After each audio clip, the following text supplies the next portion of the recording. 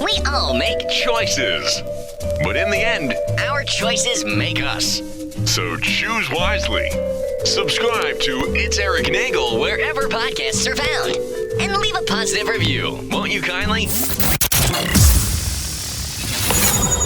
It's Erik Nagel at New York Comic Con. New York Comic Con. Some movies came out while all this was happening. The Joker movie opened the weekend of Comic Con. There was a lot of Joker cosplay happening at New York City Comic Con. Did you get a chance to see the movie yet? Did I? No, I didn't have a chance to see it. Like, to be honest, like, you know me, I don't like superhero-y type stuff or like any of this stuff in this vein, so I didn't really have an interest in seeing it. Even when I saw the original trailer, I was like, meh, not for me. I can say it's the least superhero movie in a superhero genre. Yeah. This is an art film that's being packaged and forced down our throats as, Joaquin Phoenix is acting. This is Oscar-worthy material. And all. This was bought and sold for before the movie even came to the film festival where they finally debuted it. They just released it here. It's like, this is Oscar-worthy. They just put it in people's head that they were generating that this needed to be an Oscar candidate before the movie was even out, and too many people are buying into the fact that they think, because it's a comic book movie that, or sort of a comic book movie, that this is going to get some major buzz because this is something that hasn't been done before. Look, Logan. Yeah, but Logan wasn't nominated for anything, you know? No, but I think when people say something that hasn't been done before, I think like a gritty, like anti like type thing, which to me Logan was that movie. Logan was that, but Logan still held on to some of the comic book aspects where there was, telekinesis issues and mutant powers and things like that. They were very subtly in there, but they were still part of it. Here, this movie, and I've talked about this a lot in the last few weeks. One, I hate movies, or I'm not a fan of movies anymore that are romanticizing gritty 1970s New York. Everyone thinks like, these movies are... No, it wasn't. It was a shithole. And the movies made back then were reflecting the times. That's why they were good. But when you go back for it, look, back then, the music and the art that came from all of that were great. But that was it. The city was still a shithole, was a dangerous place, was not that great. People seem to fall in love with you after they're so far removed from things that they just... like they paint a different picture of it, of why it becomes so special or why it needs to be, immortalized. But it's an art house film with an overlay of a comic book movie on top of it. If he wasn't the Joker, this could have been anybody. This could have been anybody that just kind of had some kind of, psychological breakdown and snapped and, became a mass murderer or a serial killer or any of that stuff. This didn't have to be the Joker. That was my big problem with it. Yeah, it could have just been any story. It could have just been about a story about a dude. It could have been a story about a famous serial killer, and it would have played fine. It did not. They just threw the. You know what it is? Remember what was it? Remember Super Mario Brothers 2? Right? Yeah. Where in America that the game that we got was not the real Super Mario Brothers 2. They just took. They just threw the name on it. Yeah, and they changed some of the stuff and then worked Mario in to the into the, I think it was called Doki Doki Panic.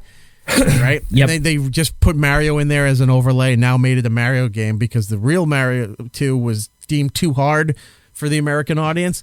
This was the Doki Doki Panic of movies because they just threw the Joker in there into this existing thing. Somebody already had this story and then like, I'll just throw the Joker in it. And okay, cool, that's what's got it sold and that's what we're going to go with. I didn't care for the fucking movie. You may like it, go ahead. It's not your typical movie where it's not CGI, it's not powers and abilities and all that stuff. But it really had no need to be the Joker. There was hardly any tie to Batman. I think they threw in this ham-handed tie where there's one scene where he runs into the Wayne's family and Bruce Wayne is a little kid. Mm-hmm. But it was just kind of like a quick thing there. Well, I feel like it's one of those things where they had to, like, no matter what, like they had to kind of throw that in there at some point. right? Yeah, I think it was just too appeasing, or maybe they shot it, they re-edited something and had to put that in there because maybe their first screenings of it's like, well, we need to tie it somewhere to Batman, because that was a big complaint a lot of people were having, like, this has no tie to Batman. It was its own standalone story. And then the Joker and Batman are pretty much synonymous. One exists because of the other. Yeah. And this movie just made it like, oh, well, it didn't matter if he was there or not. So they were just reconstructing things, and I don't care. It's not a movie for me. I'm sure out there people like it, but if you haven't gone see it, by all means, go watch it and make your own opinion. But for me, I just didn't care for it, and I hate the fact that it's getting all this buzz. Like, they're cramming it down your throat. You know, Oscar-worthy performance by Joaquin Phoenix. It's like, no, you keep putting that as a slug line so people will believe it. But this is just like another, you know, like one of these things where a movie comes out and everyone is just up in arms because of like Rotten Tomato reviews and things, and like stuff that happens before the movie that makes people either want to see it or not want to see it based on the controversy. And Right. This was another one of those movies where it was just people like were dying to see it because there was this conception that liberals like were against this movie, because I think somebody like at some PR team was like, hey, if we just pit people against each other, we're going to drive people into this movie. Right. Like, I honestly think that that's what happened. Like, I think that there was controversy because it was made to have controversy so that people would see. Yeah, it was, That's my personal opinion. It didn't develop organically because of the performance or because of the story or because of whatever. There's like, how do we now figure out to scientifically generate all of these angles that we want and put it out before it even has a chance to develop? So it's prepackaged telling you this is what it is. Yeah. Because I saw all the same people on Twitter, like the same talking point people who were complaining about the Dave Chappelle critics and Rotten Tomatoes were doing the same thing with this. And it was like, you know, everything is becoming so predictable at this point where it's like, I don't believe any outrage anymore, because I just assume it's all manufactured for someone's benefit.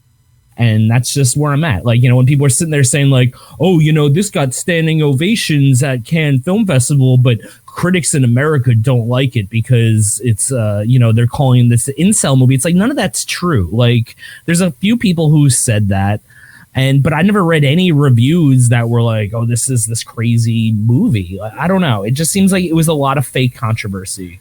And then just watching everyone come out of the woodwork on both sides, be like, oh, no, you have to see it. This is a brilliant movie. And I think for me, that's like the odd part about this, because there's a lot of people I know on the right who wanted to see this because they're like, this is going to be this great movie and it's going to be this thing that's going to show the libs. And then they saw it and they didn't like it. They were like, this isn't actually very good. And then people on the left who I saw who said this movie is going to come out and it's going to suck, and then they're praising it on Twitter. So it's just like, there's so much fake outrage on both sides that like people don't even know what they like anymore. Yeah, like, nobody knows what's going on. It's so crazy to just watch people who are complaining about it, and then it comes out and they're like, oh, actually it's good. And then people who are saying this movie's getting unfair reviews, and then it comes out, they're like, oh, actually it's not good. So there's like a weird divide now where it's just like, just see it. You want to see it, see it. But stop making all this controversy before these movies come out. Just see it. And I posted, too, where I've said some of these things I just discussed. And I got people saying, it's like, it's not a bad movie by any means. Did you see the box office, buddy?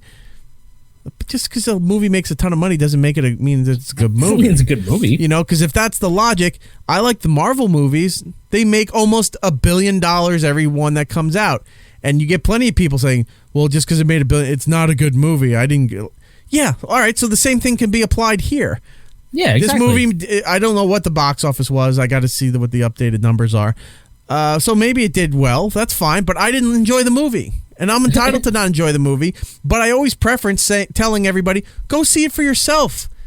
That's what I say. This was the problem. Another thing I had with this movie is, like we said earlier, the prepackaged notion or the prepackaged planning of this is how you should feel about it, this is what you should think about it, this is the buzz you should spread about it, with all of this stuff here, with all the Oscar stuff. And it's like, the movie's not even out yet. How can you say it's Oscar worthy if the public hasn't even seen it yet? The public should generate, oh my God, his performance great, not you saying, oh, this is what it is, so you can kind of force the award on your hand. Yeah. And that was driving me nuts. I think the marketing and the impression that they were giving of this movie really pissed me off before actually seeing the movie. And I think if I didn't hear or see any of that, I think I would have went into Joker with a different mindset. Like I said, it's a combination of that and just this like arbitrary fucking culture war that's going on between what's acceptable media and what's not acceptable media, and people thinking that people are being targeted based on their political beliefs and like their, you know, whether or not they're social justice warriors and stuff. And there's so much of that happening behind the scenes that it's literally poisoning the well for almost every single movie that comes out now, where a movie comes out and you have people on each side who are either going and trashing it on Rotten Tomatoes or boosting it on Rotten Tomatoes, and they care so much about these ratings. And I'm like you, I'm like, dude, just go fucking see the movie. And if you like it, you like it. Great. Right. Who gives a shit what other people think? Do you like it? Good? No. If not, who cares? And that's like my big review on everything. All right. And let me transition to another movie that we're going to touch on real quick, because then we're going to go to our next interview piece. Midsommar. Okay, this came out midsummer. Brian went and saw it midsummer, and I went to go see it, and I guess I waited too long because of work or whatever. I couldn't get to the theater. That it was already out of the theater when I went to go see it. So I was a little disappointed. I said I'll just have to wait till it comes out on demand. So then it became available to purchase several weeks ago, but I didn't want to buy the thing. I just wanted to rent it off of iTunes. Yeah. Finally, it opened up, I guess, while we were at Comic-Con. It became available to rent. Got a chance to watch it this weekend, and it ties... let's break it down here so everybody knows what this is. It ties into Hereditary, or is it made by the people from Hereditary? What's the connection? Same writer, director, producer. Okay. Like Ari Aster, the guy who wrote and directed Hereditary, did the same for this. Okay. So that's the connection to the movie. Now, Midsommar is about this festival in Sweden, which is supposedly it's supposed to be like an offering, a celebration, a rebirth, if you will, because of the way nature has treated and blessed their community and the land and the earth, and it's a very pagan ritual, right? It usually falls around the solstice, right? Like when the sun's at the highest point, doesn't set and stuff like that. And there's big food festivals. They got a maypole. There's dancing. There's music. There's celebration. It's supposed to be a joyous event, and this movie is about 4 Americans that join their Swedish friend to go back to his homeland, to his family, and to one of them's doing a thesis on the Midsummer festivals, but he's going to go through Europe and see how it's celebrated in different countries. But the first stop he's going to go to like England and Germany. He's going to go to all the countries. So the first stop is in Sweden. So they get to Sweden, they find that it's a little weird. They're doing mushrooms, they're tripping out, they're trying to experience everything, and then they're going through this weird culture that they're, accustomed to these people, but not to the Americans. There's a couple from London that's also visiting, and then all of a sudden weird things start to happen as the festival progresses. And then it's labeled a horror movie, but it's really not so much a horror movie as it is, I think, like a thriller, maybe suspense. Yeah. I would say I would put it in the category of thriller, mystery, and suspense, but with a lot of like extreme horror elements that come out very sporadically. Like the horror elements that are in it aren't really, other than a couple of gory scenes, like there's not a lot of horror elements other than this like constant uncomfortable, unsettling feeling of what is actually happening. An underlining, if you will. Yeah. There's just this it's an Ari Aster film. So, it's his second film. And a lot of his films have this just underlying feeling of dread of like, oh no, something bad's going to happen. And I don't know. And this is making me uncomfortable. It's like, that's what he does. It's more the journey to get there than it is the actual impact of the event. Yes. Right. Like getting to the conclusion of the movie of Midsommar is such a wild ride that when it happens, you're like, wow, I did not expect that. Yeah. And you finish the movie and go, I need to walk around for a little bit. I'm very stressed and full of anxiety. Yeah. Like it's a fun one. I noticed too that unlike Hereditary, in here he does mix in a few little elements that he was doing in Hereditary, as far as I don't want to say ghosts, if you will, but it's sort of conjuring a little bit, where visions or things show up sporadically, and it's not like a horror element, like a jump scare thing. It's just they're there, and you go, oh my God, I just noticed something. Like, but every time that happens, though, people are on drugs, so it makes sense that like you're seeing these hallucinogens because people are either on mushrooms or when she does the maypole dance and they take what I'm assuming is a fairly large dose of DMT, like before they do that, right? And they're just tripping balls. Like even when she's just mumbling, she's like head that's a Bergenberg, and then the subtitles are like I'm speaking Swedish, and the girl's like yeah sure we totally are, you know. Yeah, there's scenes where you're seeing people behind them in mirrors. There's one scene where there's a face in the trees. Yeah, which that kind of freaked me out seeing that. There was also times where if you really pay attention, sometimes it's too subtle that you don't notice, but you can tell if it's a drug scene or not, where you see things sort of fluctuating, if you will. Like you'll see the trees moving, but they're not moving from the wind; they're just kind of pulsing from the drugs. Food on the table. Other little decorations. Sometimes people's faces were distorting, like their eyes and their nose features were moving slightly that you didn't notice. And it was a pretty real depiction of what it's like to be on hallucinogen. Yeah. Because I think a lot of people when you're on hallucinogens like, oh man, I saw this like crazy shit. But a lot of times you're like, yo, the walls are like moving, and it's just like a weirder, different feeling. It's not like, I mean, yeah, certain things you take, you might see crazy demons and crazy shit and like stuff like that. But most times you're just like, oh, this is really uncomfortable, or like this is weird. Like the scene where Mark's like, why is the sun out? It's 9 o'clock. And he's like, all right, this isn't right. Everyone lay down. You're not laying down. Like, Mark, lay down. You know, like when he's like bugging out on the drugs. And they were doing mushrooms all day. Then they're taking sleeping pills to go to sleep while it's still sun out. Yeah, but I think like that was just a really good depiction though, because it's like all of them like, yeah, we're gonna do these drugs, it's gonna be a great trip, and you see them taking it, and then the next scene is all of them just sitting down, just staring at the ground, like breathing, like, oh boy, and that's what it's like. And then you know, just to make it even funnier, they're like, oh yeah, here comes a random guy, and then some guy just walks through and he's like, hello, how's it going? And he just walks by, and you're like, why was he doing that? Yeah. Stupid shit like that, where you're like, this is really uncomfortable. Why are they doing this? Well, this is also another movie that was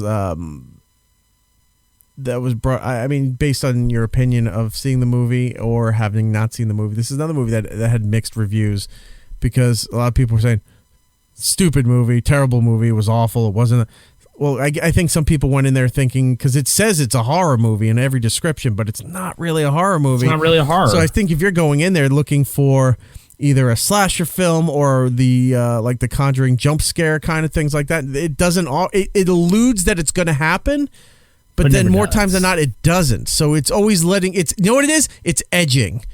It's a constant movie of edging, where you're waiting for something to happen and then it doesn't. And then when you stop waiting, it happens. It just throws your whole rhythm off. But like, what were you like? Because I've seen the movie 3 times now, because I saw it twice in theaters, because I saw it the first time with my friend, and the second time I went back with other friends who hadn't seen it because I wanted to see their reaction. And then I just saw it the other day because the director's cut was in the theaters and I really wanted to see what the difference is. But what's the difference? Just they really make you hate Christian. Like there's just added scenes where you're like, oh my god, Christian is such an asshole. We're like, so when the end of the movie comes, you're like, good, fuck him. Like that, like that's basically, they took it out and they made it more ambiguous. And I actually like the theatrical cut better than the director's cut. I thought in the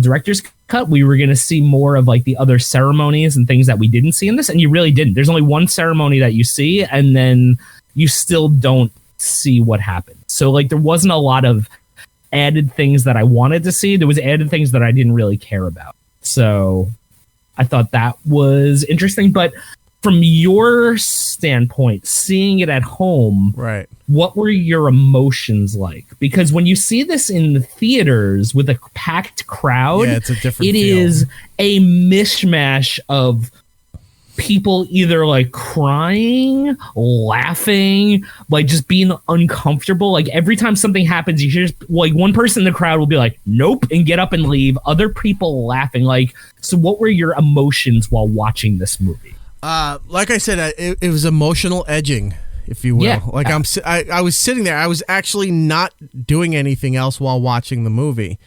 And I'm sitting there. There's a lot to pay attention to. And because you told me that. So I was paying attention because now after seeing the girl in the mirror, I said, oh, there's going to be things in the background. There's going to be things over there. And a lot of times there was not. Yeah. I kept looking for things, expecting it to be there, and they weren't. So that was the first thing, I guess, that got me. Excuse me, I'm hiccuping. But also, just things were leading up, and I until they revealed that mural, where past that mural and you see everything that's going to happen. But I mean, that was like the opening scene of the movie. Right. You felt that you were starting to figure some things out, like when he said, oh, I'm so happy you're coming. You would be great to come. Where all the other friends were like, why is she coming? They wanted to go on a big sexcapade by going to Sweden and find a girl. And he all of a sudden was really hyper focused on the fact that she was coming. Yeah. And I said, uh-oh, there's a problem. And then you get there, then the way they're doing things, the town, the community is misleading people individually. Like, they're not talking to them in one way as a group. They talk to them in individual moments to tell them different things. Yeah. And so after I see the mural, I'm like, okay, whatever this weird thing. All right. The one thing I saw, it's like, all right, she's trimming her vagina. That's apparently going to be in the food. And then she's menstruating into a cup. So apparently somebody's going to drink it. So I got that part. That was like, and that was the thing about the movie is there really are no surprises in it. Like, if you pay attention, you'll know everything that's going to happen in the movie before it happens. Right. It's just, you have to know the right things to pay attention to. And I think that's what this movie does. That's really well. Like, when I saw that opening graphic, the first time I saw the movie, I sat down, I saw that opening graphic. I was like, oh no, this is the entire movie. My brain immediately put it together. So I was like looking at everything as fast as I could. Yeah. So like when certain scenes came up with like when the guy was like, oh, at the stupa, like, you know, the first ritual that they do with the old people, like when I saw them stand up at the table, I immediately knew it was going to happen even before they cut to the next scene, because I remembered the picture from the very beginning of the movie showing them, you know, basically, I'm not going to say anything in case people want to watch it, but it explains what's going to happen to them. Right. And well, that that happens consistently throughout the movie, where like you'll see things in the background and then it's like, oh, that's happening. The scene where Christian is separated and he has the meeting with the lady and he's sitting there and he's staring at the picture and it's the picture of a bear and like you don't put it together. You know what I mean? Like stuff like that. Right. The symbolisms, the markings that were showing up that were on the door and that were on the rocks. And I was like, I remember you saying something, but I thought it was from Hereditary, because Hereditary had the thing too where you had to watch the symbols. Yeah. But I'm watching this, I'm like, did he tell me about this? Or maybe I'm just remembering it from the other movie. And then when he drew, the one Swedish guy drew the photo of her for her birthday and had the lettering on it, I was like, oh, he's well aware that what's going to happen. Like, he's baiting them all to come in.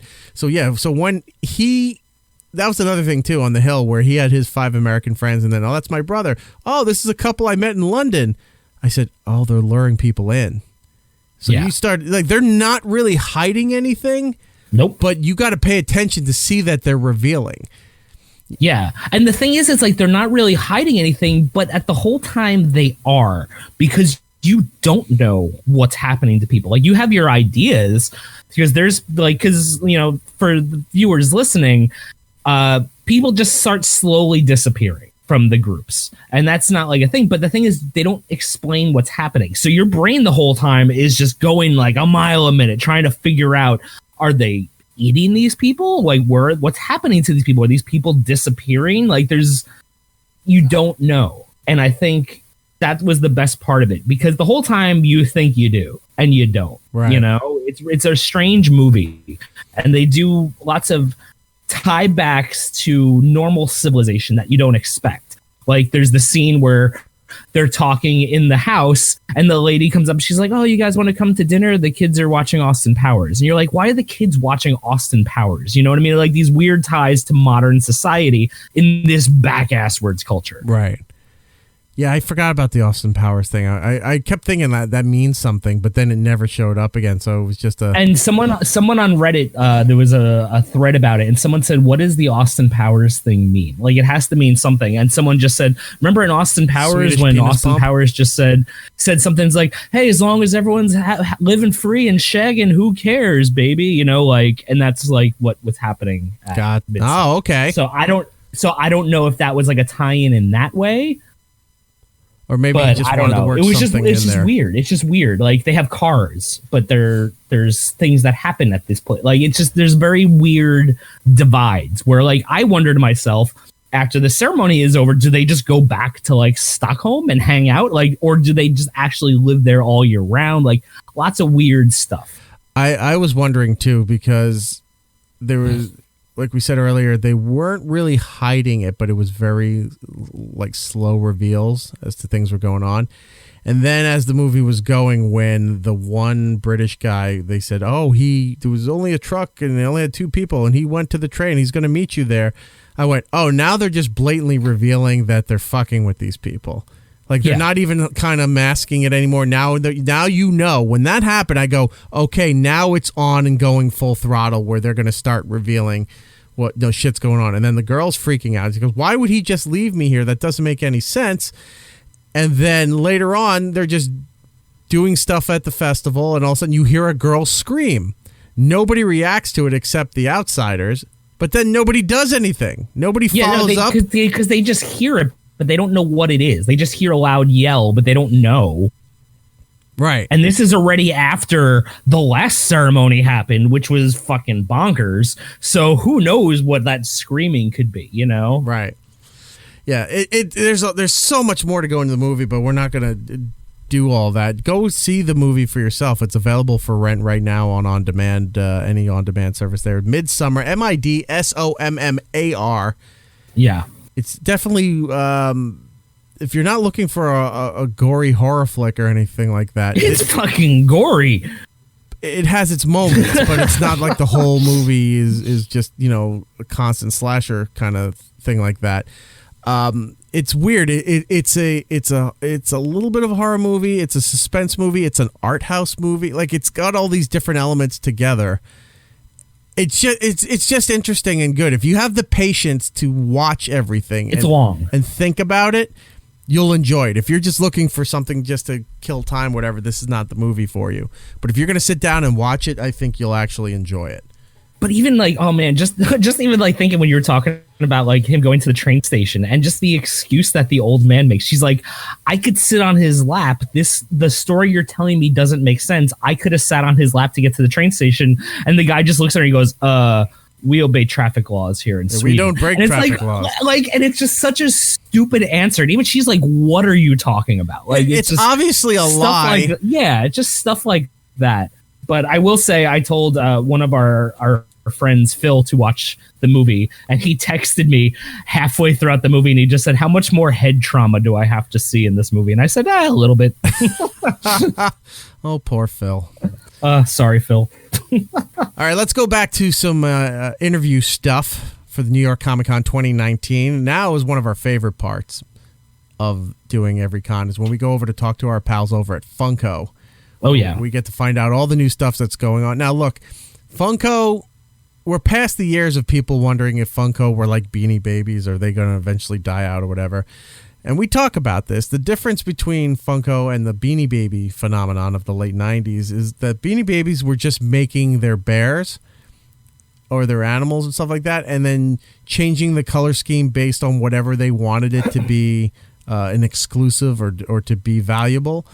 Funko is in that vein, but Funko has all the licenses to make the products that you like, to make the characters, the figures, all of that stuff. So it's not going to really go belly up in the sense of that they just kept making too many and nobody gave a shit anymore. They keep changing the licenses. So you're a fan of something. Eventually they've made something that you enjoy and that you go out there and get it. So that's the big difference. They have all these licenses. They keep putting stuff out there. They keep changing it up. It keeps moving. It doesn't just rely on the fact that, oh, we're Funko. You'll just buy these things because they're Funko. they got to constantly keep changing it up, and they're very creative. They work very hard with all of this stuff. And we go over there and we talk to Christopher Sully, who is one of the main hosts for the Funko podcast, the official Funko podcast. Didn't even know they had a Funko podcast until Comic-Con. Well, we do, because we may be going on it. So yay! We'll figure that out at another time. But for now, let's go over back to the floor and talk to the fine folks at Funko. It's Erik Nagel at New York Comic-Con. So we're back here at Funko, like we always do. We used to talk to Mark in the past until he left. Then we had Cameron last year. And now this year, I think Cameron's passing the buck to somebody who speaks a little better than Cameron does. And that would be Sully, who does the Funko podcast. Sully, how are you? I'm doing great, man. Always good to be in New York. I love the con. So much fun. Now, we haven't talked about the podcast in the past. This is the first time we're actually touching on it here. You're doing it here live on the floor, or you have a crowd around you? How are you doing it this year? We had on Thursday night, room 1A24 here at New York Comic Con. We had a nice audience of 400 plus, standing room only at the back. Fanatics coming out, big time collectors. They like our podcast. We got like almost 140 episodes, but we give away some prizes. I'm not foolish enough to think they're just coming to see me. They want those sweet, sweet prizes. So you're saying that you could just put this inventory on a stage and they would come to see that, and they don't need to have any kind of human interaction on the stage? I think we could get away with it, yeah. Yeah, I don't think we're going to be trying it, but... That might be some kind of new video format you could do on YouTube. It's just Funko's on a stage and people are there like, ooh. Just, aww. It's a non-boxing. Oh, I like this. You guys are giving me all kinds of good ideas already. Yeah, you have like Walmarts. They have like those robots that move up and down the aisles for you. It's gonna be just giant Funkos back here, just moving everything around. Just like, and people in the audience looking back and forth like they're watching a tennis match. Yeah, exactly. Like, this was supposed to be a joke, but there's 400 people just sitting there looking at boxes. Yeah. They're not doing anything. They're just taking photos. They're waiting. They're waiting for their opportunity. That's what it is. To pounce. You walk over, it's got the exclusive sticker on there. You take it out. People are panicking like it's a horror movie. You don't take it out of the box. Yeah. People planting their feet like, okay, when he says go, I'm going. Coming from the fan side of things first, I collected Funko for a few years before coming on board. That was the feel at SDCC when they would open the doors to get on the show floor. You had your spot and you knew where you had to go, and you weren't allowed to run, but there was no rule against skipping. Yep. So we skipped our way on over and tried to get our Funko products. What might be a fun idea if you could do like maybe not once a year thing, but just like a one-off. If nobody's been on the West Coast, you have the headquarters that are open now, and it's an exclusive store where they have a lot of the stuff you can get anywhere else, but also stuff that's only available at the store. Yep. What if you did some kind of version of Supermarket Sweep, where you had 2-3 winners, you had a game show, and then at the end they get carts and they got to run around and get any of the Funkos, get the dollar amount up, bring it back there, get across the line before the timer's off. I think you read my dossier. On my Twitter profile, it says future contestant on Supermarket Sweep. Oh, because I am so absolutely awesome. Enthralled with that show. I have been since I was a kid. And they're bringing it back, right? I heard, but they haven't announced when yet. But I'm still obsessed. Like, they used to run the reruns forever. Yep. And then all of a sudden they pulled them off. But you could look back and you can see how, like, it's obviously late 80s, early 90s. Dated. Because he's wearing the sweater with the button up right under it, and his hair is parted the right way. And you're like, oh, this is so douchey. But you still love the fact when they're running, you're like, go get the hams, get the turkeys, get the dog food, baby formula. Coffee. Yeah. It became the equivalent of Wheel of Fortune, where you are RSTLNE. Those are the basics. You go for that. And some people still didn't. They go down the can aisle, grains, candies. It's like, no, you go to the meat aisle, you go get the caviar, you stock up on what you can. They didn't do the research. No. You got to be prepared. We're talking about food. I got to talk about this.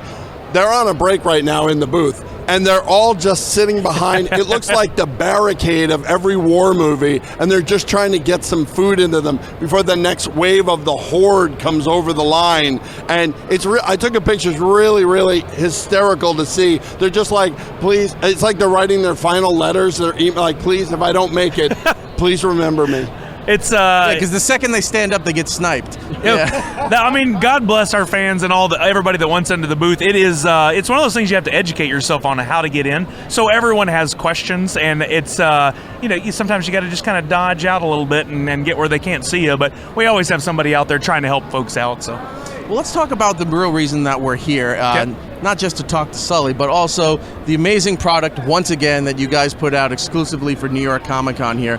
Tell us, what are the highlights, what are the items that are going the fastest, and what are the ones that people are fighting for? Or, our favorite is when we see people leave the line, there's usually a guy right there offering $500 for the pop they just bought. That guy mysteriously vanished earlier today. The hot ones here this year, well, we got Marvel, we got a Stan Lee, one of his cameos from Guardians of the Galaxy. We got Iron Man with the gauntlet, which is, everybody was super excited about that. We got some very limited collab with Ron English with our mascot Freddie Funko. Big grin. It's an amazing piece in a box, unlike we've ever done before. Mickey on the Matterhorn bobsled is super popular, and for the first time ever, New York Comic Con allowed us to do something really cool, and that is to make a mascot for them. So we have a pigeon, Polly Pigeon, in 3 versions. He's got the red, let's call it a jersey on, the black jersey on, and over at the Reed Pop booth, not in ours, they've got a pinstripe version. Oh, that's so awesome. If you're a diehard fan, you can pick up all your Polly Pigeons. Is this a record year for the amount of exclusives? Someone told me that. It might be. I think all in total, including what we have here at the Funko booth and right across the way at our other brand, Loungefly, that carries handbags and backpacks and whatnot, 69 exclusives this year. Jeez. If you're thinking for next year, you should get the rat dragging the piece of pizza. Because that's a famous video. The new mascot next year. Okay, there you go. Unofficially announced. Just like the Olympics. Every year, or every 4 years when there's the new Olympics, they have a different mascot representing the country then. And you just keep finding different little nuances of New York that you make mascots that nobody, like everyone thinks Empire State Building, Statue of Liberty, those are the go-tos. But you go for some weird stuff like the Rat Dragon Pizza, some guy sleeping on the side of a building, something like that. Yeah, we love to go for those deep cut characters too. For Avatar fans, we've got Cabbage Man and Cart, which is right behind you guys right there. I'm not an Avatar viewer myself, but everybody's telling me that is a super deep cut, and they're super excited about it. They like the things you can't get anywhere else. No one else is making Cabbage Man and Cart. We got it. Now, if you were not working here, you were just shopping, what around, because this place is huge and there's just wall-to-wall exclusive product, what would be the pick for you? What's the treasure item from this year's con? Over here on my right, we got the Pop Town house from Up, along with Kevin, which is a gigantic piece, but this Pop Town's new for us. We did the Ghostbusters Firehouse a little while ago. We did Scooby-Doo Haunted House. I think this is only the 4th piece in the series, and when they announced we were going to do Pop Town, I was like, we got to do the house from Up with the balloons on it, and sure enough, here we are in New York, and we got it. It's amazing. And that thing's huge. Oh, yeah. It's a big piece. Yeah, you put a pop. Now, you could probably fit like 6 pops in the same space that takes up. You got to. I want to bring it back again to the guys working in the booth, because I have no greater respect for anybody than I have for the guys working in this booth. Man, every wall is full. They're constantly in and out, making sure all of today's allotment is available on the wall. And they just do it like with a smile on their face. They have a smile for everybody. I am so impressed by that. I have to, every single year it's the same. Because, we have a booth, and people come in my booth, I'm just so frustrated, and I'm not Pops or anything like that. And being one of the most popular things in the world and having to deal with all of these people, it's mind-blowing to me. So hats off to you guys. Thanks. Well, we're lucky enough to have a big staff back at HQ. We bring the best of the best who really can provide good customer service, because it's important. It's a reflection on the brand. So up at the front at the registers, it's mostly employees. We also have some longtime fanatics here who have been fans of the company since long before Pop was even a thing, back in our Wacky Wobbler days. Yes. Some of them are actually, like I'm standing next to Crofty here, Dave's on the other end, we got Rev in the back. Those guys were featured in our documentary, Making Fun, The Story of Funko, which is on Netflix. There's a whole little segment on each one of them that talks about their collections. We're in that. Oh, are you? Yeah. So last year, we're on the floor here. We're talking with Cameron, and Zack Ryder from the WWE came in to shop. 2 years ago. To shop. And then he decided, he just took a Sharpie and started to sign the Pops that were on the shelf there. So while we're doing the interview with Cameron, Zack comes over. We start talking with Cameron. So we watch this thing there, and they're talking to one of your other employees over there. And in the background is just us being dumbasses with Zack Ryder going, oh my God, like our hands are waving like we're so excited, like we're idiots. So we're like, we're in the documentary. Screenshot it, and now that's on my IMDb. Zack Ryder is awesome. Like, that Pop was really cool. We gave him the Proto for that one for his collection because he is a big-time collector. He's been on our Funcast twice now. Super nice guy. He is exactly as you would think he is. I love that guy. That's awesome. So I just have a question. So I'm seeing the Funko-verse strategy game that's here. How long until you guys just make, like, people can make custom miniature Funkos for, like, D&D and, like, other games where people have their own? Because I would like a little Funko Pop of myself as a wizard that I can move around my D&D board. That's a great question. Yeah, the Funko Games is, our Funkoverse is part of our new branch, Funko Games. It's a board game. We got 4 different licenses with some different versions, and people ask about customs a lot in all shapes and sizes. Right now we have up at Funko HQ in Everett, you can build a pop, either a Freddy or a monster, using all these pieces, but hopefully in the future we'll have something where you can make yourself, pop yourself for real. I think people would really dig that. What is the most, everybody always has, if they're a Funko collector, they have the most treasured item, whether it be something that they actually got signed by the person that it represents, or if it's something that's extremely rare, or if it's something, whatever it has meaning to them. For you, not only, because you're the host, so the pressure's on, what is the most valuable thing? As far as maybe rarity for the collectors, and the most valuable thing for you personally. Like the action #1 of Funkos, like the action Superman #1 type thing? Something like that. That's a tricky one. It actually changes over time. In our Funko app, which is available to everyone, we actually have values in there based on what they're selling for in the secondary market. So that can fluctuate. I know our Clockwork Orange we have from years ago, which there's some urban legends as to why that one is so rare. One just sold recently for, I don't even want to say, it was an obscene amount of money. Come on, say. It was over $10,000. Whoa! Yeah. Which is 7 of them. We're rich. Oh, well done. You can retire. For me, I do not have a Clockwork Orange, considering how few there are in the world. But I have a flocked SDCC Sully, my last name being Sully. I collect all things Sully. Only 480 of those in the world. One of my prized possessions. And the last I looked, it was hovering around a grand somewhere in there. So that counts as both professional and personal, as far as rarity in your collection, or is that just personal? That's mostly personal. That Clockwork Orange, I think, is probably one of the most scarce. But we have Funko Fun Days, a party that we do every year at SDCC in San Diego. And at that, we give out what's called a box of fun to each of the attendees. And in there is our mascot, Freddy Funko, kind of cosplaying as different characters. So years ago, you could get Freddy as Skeletor, or Freddy as Iron Man, or Freddy as all these different characters, and those are all very limited. Some all the way down to like 24 pieces. Wow. And the aftermarket on those can be extreme. It can be up there, but it's part of the fun of being a real collector to track those down. For me, for the personal stuff, how I accidentally stumbled into Funko was Barnes & Noble years ago, and I got the first 4 that you put out of The Simpsons. Oh. Right? The first 4. I took them home, and I'm a Simpsons collector. Didn't think anything about value of or anything. I just didn't take them out of the box. They look cool. They're on the shelf and everything. Years go by. I really get into Funko and all this stuff, and I remember I had those. So I go back and I look, and on the secondary market, I'm like, holy shit, those are worth. I'm not looking to sell it. Those things are staying with me. Yeah.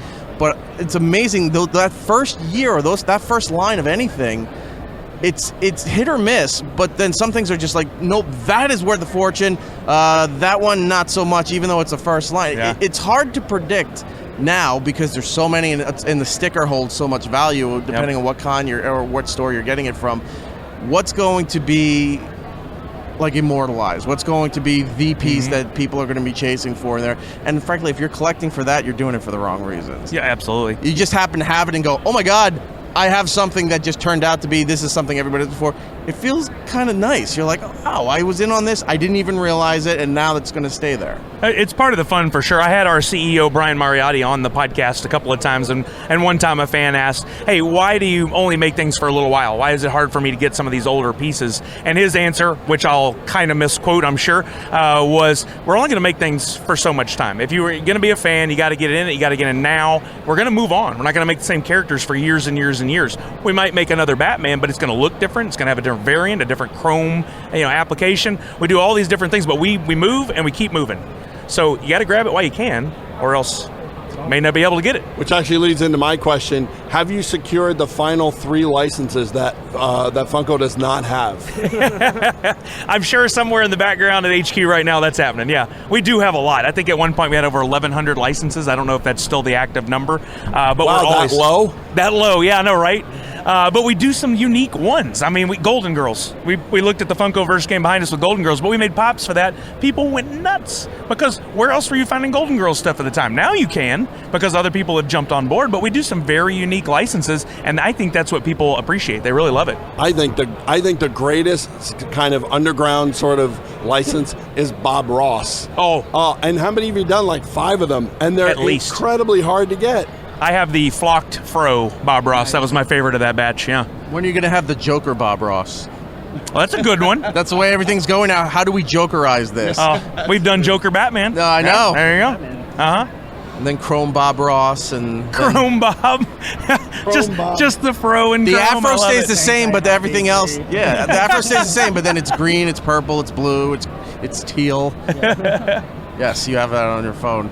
He's a huge diehard Joker fan. Oh, well, there you go. Yeah, we've got a few of those for you. Have you seen the film yet?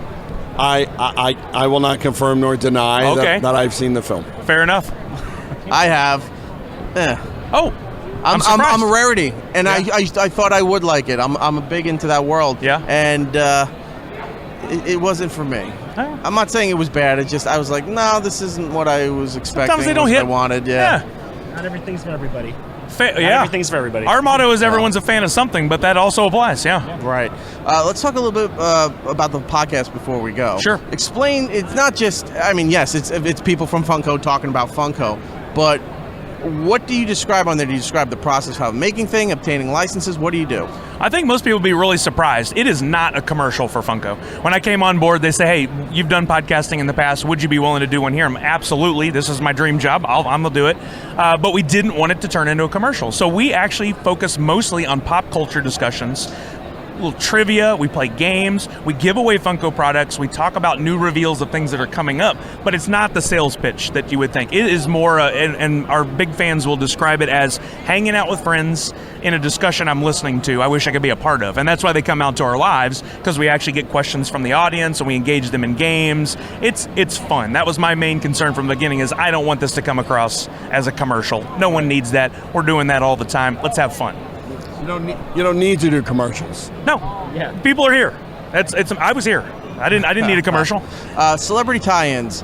So, has there been people that you've had difficulty trying to get approval for? And it's not just like their movie character where you got to go through the film company or the TV production company to get those rights, but just standalone celebrities. Have there been ideas that you had and they were just like, I'm not really into that, or I absolutely do not want to do that?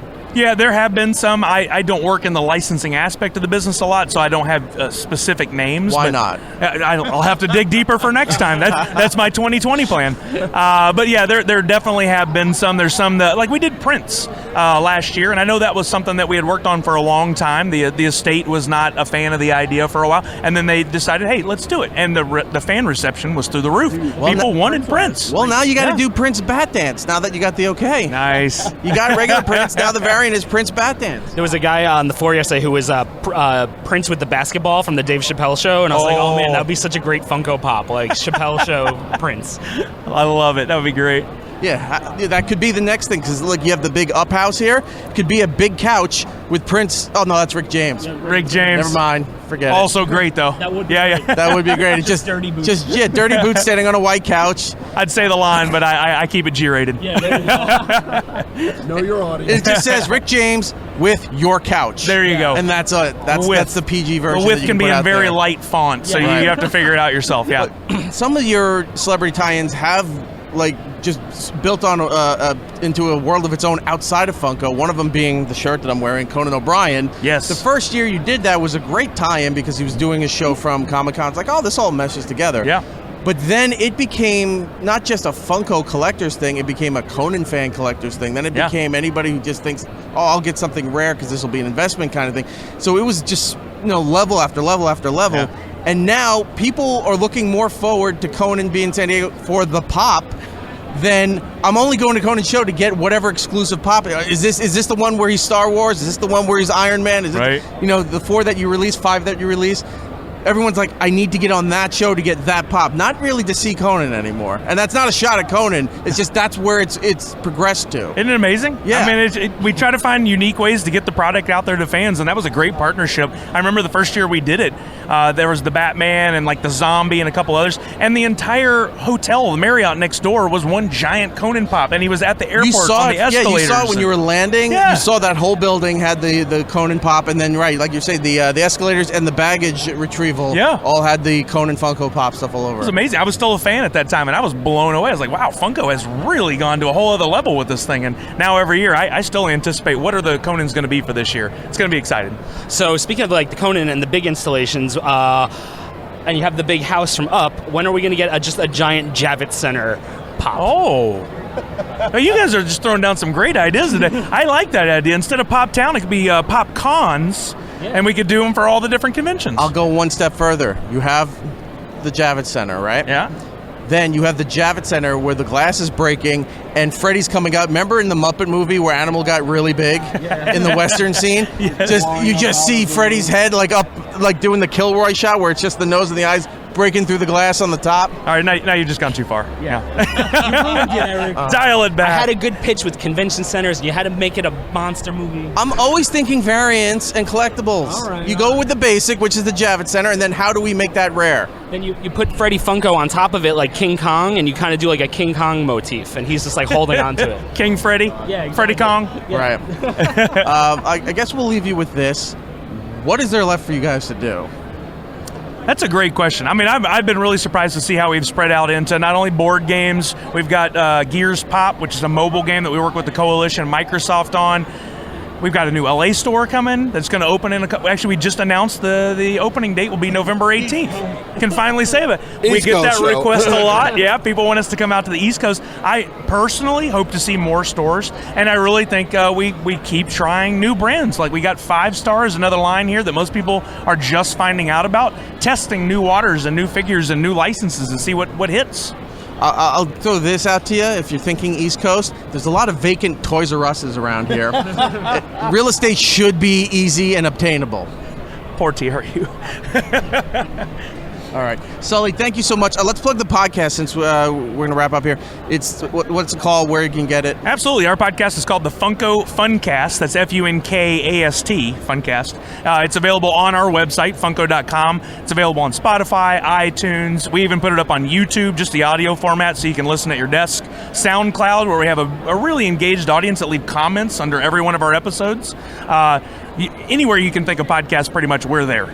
Well, you know what? I want to extend this invitation out to you, not just the once a year that we do all of this stuff, but since you're doing the podcast, everything, you should connect to. You're out on the living out on the West Coast. You should connect to us sometime and come on the show every now and then. We'd love to have you on. We just shoot the shit. It doesn't even have to be about Funko. That'd be fantastic. Yeah. I mean, we come out for Toy Fair too every January, so a good January, February, good opportunity there. Well, maybe. Since you said the Funko podcast really isn't a commercial of Funko, this obviously is a huge commercial for Funko, so we'll do that for you, and we'll look forward to talking to you again soon. Appreciate it. Thanks for having me on. Thank you so much. It's Erik Nagel. Okay, back here with Erik and Giddles recapping all the fun and hijinks of New York Comic Con 2019. We just spoke to the fine people at Funko there. We did some shopping, got some stuff. I did a lot of Christmas shopping this year at Funko for some family members and some friends. I had a big bag of stuff that I brought home, and then I realized as I whittled through everything, I'm like, this is for this person, this is for that person. I only got 2 things out of that entire bag that I had. I wound up with 2 products, and that was it. And I'm happy with them, but I just realized all this stuff that I had, none of it was for me. I got the exclusives for the Simpsons Treehouse of Horror. Oh, nice. Those were great. Yeah, I got Mr. Burns as Bram Stoker's Dracula, and I have Willie as Freddy Krueger. Yes, Groundskeeper Willie, what's it called? Freddy Krueger is great. Yes. So those are the 2 I had. Everything else I had are all Christmas presents. So I spent a lot of money and none of it was on me. I'm a good boy. Yeah, I mean, I got stuff that I honestly like because I'm not a big like pop collector in the way that people collect them. Like I just kind of want some that I'm like, oh, that's kind of cool. I like that property. So I got the Shrimp Rick and Shrimp Morty from, I guess, the new season of Rick and Morty coming up. This was fun. The Rick and Morty figures that were out there we're looking at them, and I looked at Giddles as he was going to buy, and go, I don't remember these characters. The guy goes, oh yeah, and he's like, we were allowed to release these because this is for the new season that's coming out. So they put out all these figures for the new season, and you have no idea who they are or why they're this way.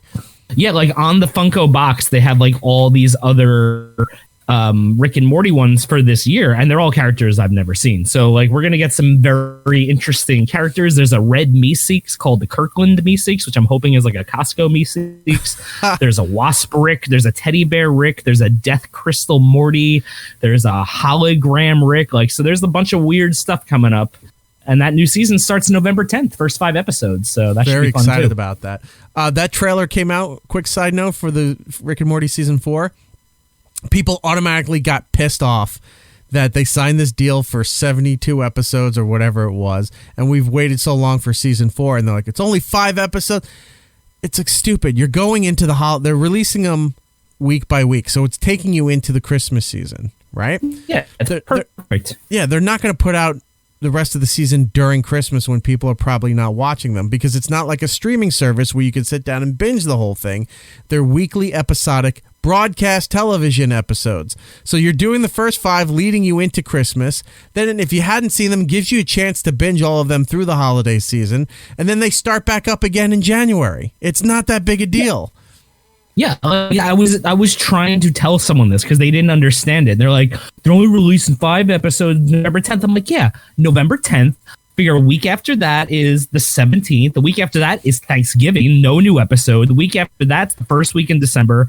And there's only 2 weeks after that. And then you get into Christmas and then New Year's. Like, people don't understand time. Yeah. Like, there's like no one's putting new episodes. People are they're not putting out new episodes of a show 4 years in the 4 seasons in the making. Yeah. That you've been waiting 2 years for during Christmas when no one's gonna watch it. Like, that's just it's stupid. It's like, people are dumb. Relax. People are so fucking dumb. You're getting what you want. It's coming. Don't worry about it. Yeah, and they're like, oh, they're gonna release all 5 the same day. I'm like, no, this isn't Netflix. It's an Adult Swim show. They are going to release it every day. And I'm like, they might release every episode on the same day, but being Rick and Morty, all 5 episodes would be in that first episode, and you'd have to piece it together from shit playing in the background and trying to put it together like a puzzle. Like, that's how they would do it, because they're dicks. Well, that's the only way you'd get all 5 episodes at once. But if you think that's going to happen, like, no, it's going to be a weekly thing. Well, speaking of people overreacting and not fully understanding what's going on, at the time that we're doing this particular part of the broadcast, Fortnite just shut down. So Fortnite had 10 seasons of gameplay, which is, what is it, every 6 weeks is a season? I think it's every month. I was going to say month and a half. Yeah, it's 6 weeks. So like every month and a half to 2 months, I think there is. Okay, so when you hit about the 6 to 8 week mark, stuff happens on the island that you're playing in. Now, it's like a first-person shooter kind of game. It's also a mission kind of game. You drop down onto the island. You either have teams, you're playing solo, and you're pretty much racing to... It's like capture the flag in some way. If you don't know what Fortnite is at this point, like, why are you listening to us? We've talked about Fortnite. We play Fortnite. Come on, everyone knows what Fortnite is. All right, just explain. There are people out there who don't play. Maybe their kids play, but they know of it. They just don't know the gameplay. So you fly out of a bus, you parachute down onto different portions of an island. You go, you explore, you get weapons, you get energy things, you get add-ons, stuff like that, and then you run through and you try to... there's a storm that changes course every certain amount of minutes where it shrinks in on the island. If you're behind that storm, it starts to kill you and you can't survive there. But you're racing towards the center and you're trying to kill everybody off, and you need to be last man standing, right? So every 6 to 8 weeks, an event happens where something changes on the course of the island. Some of the landscape changes, stuff falls from the sky, stuff shows up in the sky, you don't know what's going on. And from the last story, because I stopped playing, I think, season 6. I haven't played since. That's when I stopped on around 6 or 7. When Trevor left. It's pretty much when we stopped playing, because Trevor loved that game. He still plays that game. He's the only one who wanted to play it. So apparently the previous season, some kind of asteroid was falling to the sky, and it looked like it was going to explode, and it just froze in time, and it just was hanging there over that portion of the island. So the event happened Sunday the 13th in the morning on the East Coast, and like the lights, the sun started changing. It started getting darker on the island. There was these rifts in the sky. Alarms were going off. Some rocket shot off in the middle of nowhere. It was like a meteor strike or something. There was a lot of shit happening at once. The rocket went off, went through all these rifts. Then there were multiple rockets, and then they were all controlled going the same way. And they restarted the asteroid, and then that went through a rift instead of hitting the place. Then came back from a different rift on the side, came screaming straight down, punctures a hole in the island, right? Shoots everybody, every player off into like you're floating in the sky. And then another thing happens, and now you're shot into space, and this hole is collapsing in on top of each other and starts sucking everything in. I think my favorite scene watching the videos online is while you're floating in space and the bus goes flying past, it almost hits you in the head, but you hear as the like traffic, as the bus goes screaming into the hole, then all of a sudden everybody gets sucked into it. It goes black. You see a little white burst like a star where it explodes, and then it disappears. It's black for a couple of seconds. Then something else is happening, and a black hole appears. And that's it. That's it? That's it. You see this, you hear some ominous music, and the black hole is there, and everyone's like, oh, all right, cool. Because it kept being promoted that the end is coming, the end is coming. Everybody knows that the end is coming. They had it on your screens. They were telling you some of the stuff is now disabled because the end is coming. So some of the game features were even turned off in advance. So they were really selling this thing.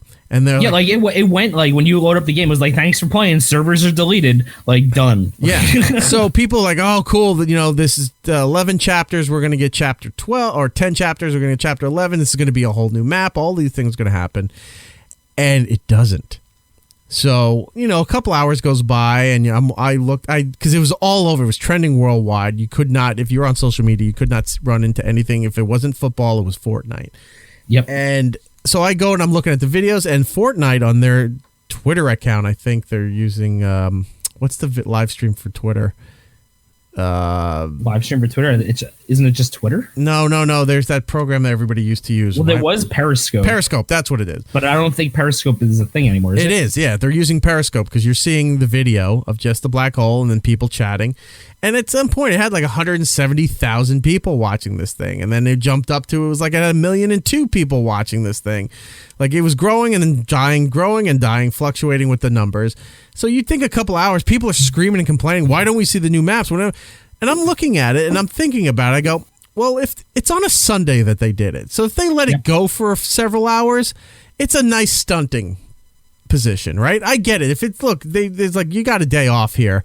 They're going to do this for several hours, and then everyone was screaming, but then they were like, oh, it's going to be back here tonight, and it's going to start at 8 o'clock. And nothing ever happened. I started watching these videos because I didn't see the event live. I went back to YouTube to watch other gamers while the event was happening. I didn't see the event. I saw that Fortnite was trending, and I clicked on it, and that's how I saw it. So I watched some people who were playing, and by the way, there's nothing entertaining about 5 to 6 gamers all playing together, and they're all just doing their witty banter and commentary. Ugh, they suck. And they all just top each other, and they get louder and yell and fake laughs, and you're like, guys, shut the fuck up and just let the video. You'll make more views or whatever if you just shut up and let people watch the fucking thing. Yeah. So I watched multiple videos, pieced it all together, and then I started seeing some videos pop up on Twitter. And around this time is when Giddles was writing to me. We haven't even talked about your injury yet, did we? We didn't talk about that yet. We can talk about that after. We'll get into that later. So Giddles writes to me and he goes, the amount of people crying and bitching online about this is hysterical. So I hadn't seen these videos yet. I was watching the event stuff or whatever. So I go and I look and I see what's trending, and I go through the trend and I see it and I start laughing. And then Brian posts this later in the afternoon, which it just killed me.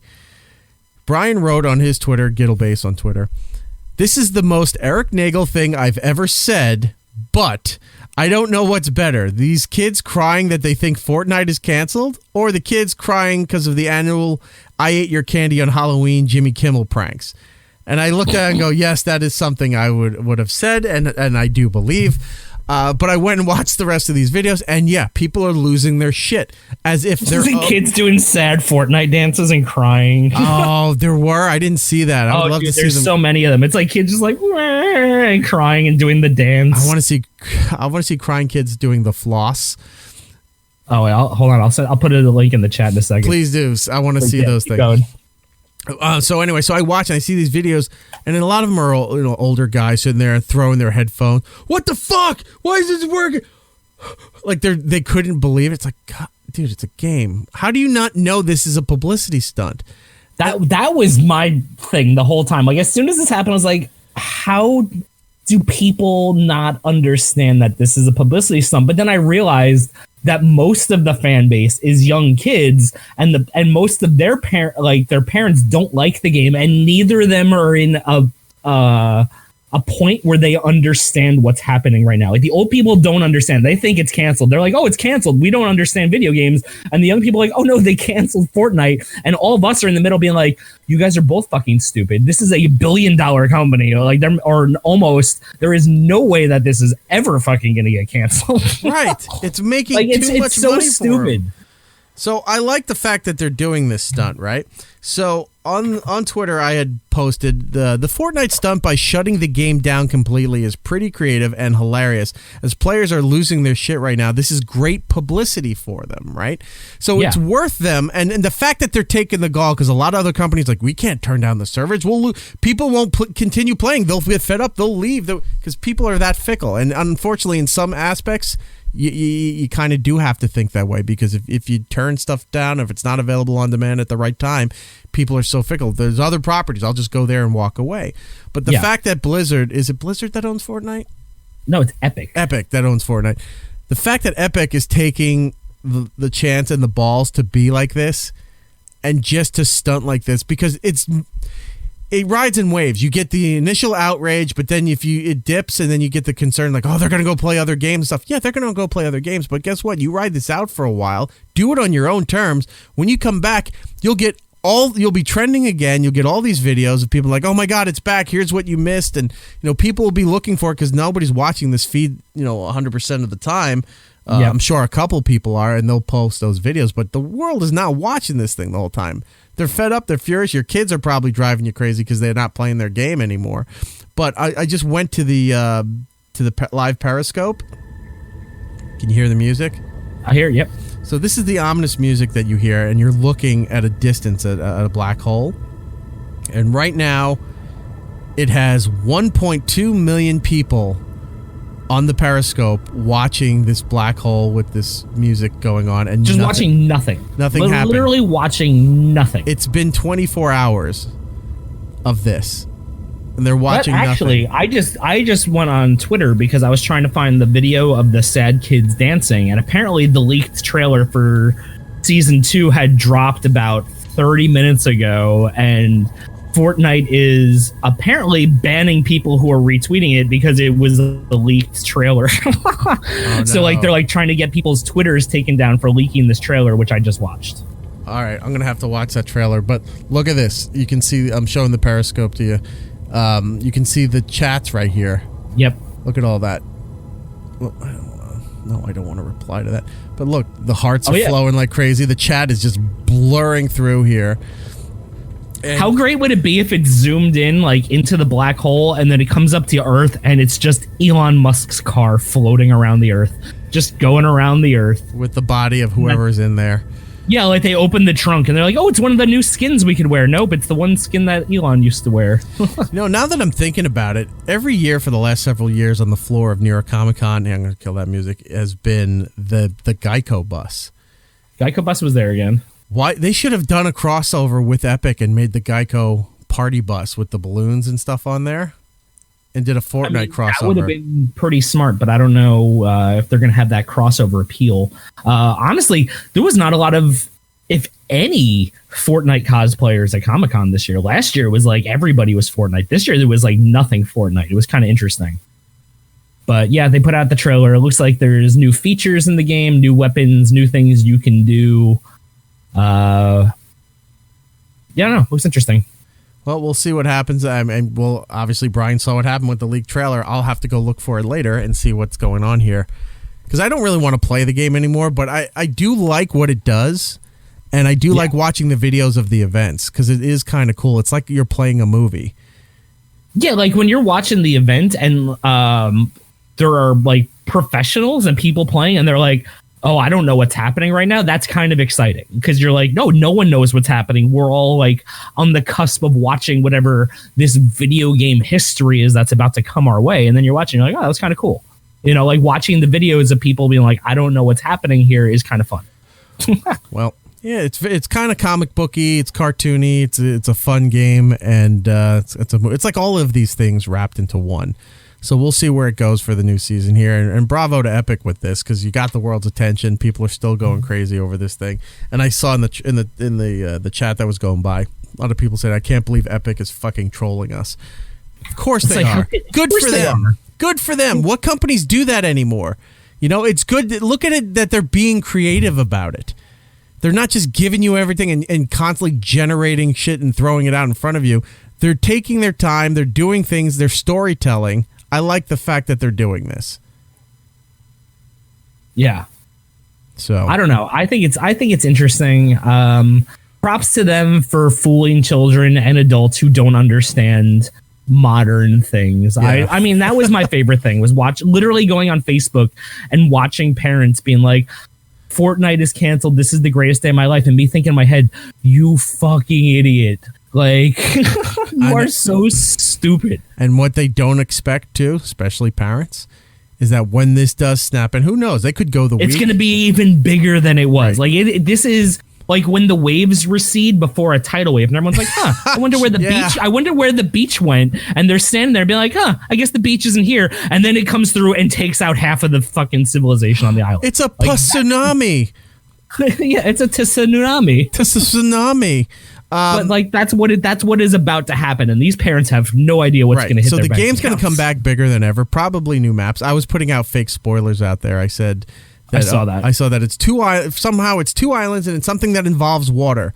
You know, which is not far-fetched. You're not wrong because the trailer has people using boats, and there are people like running in rivers. So you're not too far off. I guessed it, and I guessed it right after it happened. This is before Brian just saw the trailer. And everything. This was almost a full day before. Yeah, because I saw you tweet that last night, and this trailer literally leaked like 30 minutes ago. And yeah, there's people in boats chasing other people down in like night boat type things trying to kill them. So there is going to be boats and water. Is there a canal or a fjord? There is a canal and a fjord. Oh, awesome! We get to play night boat.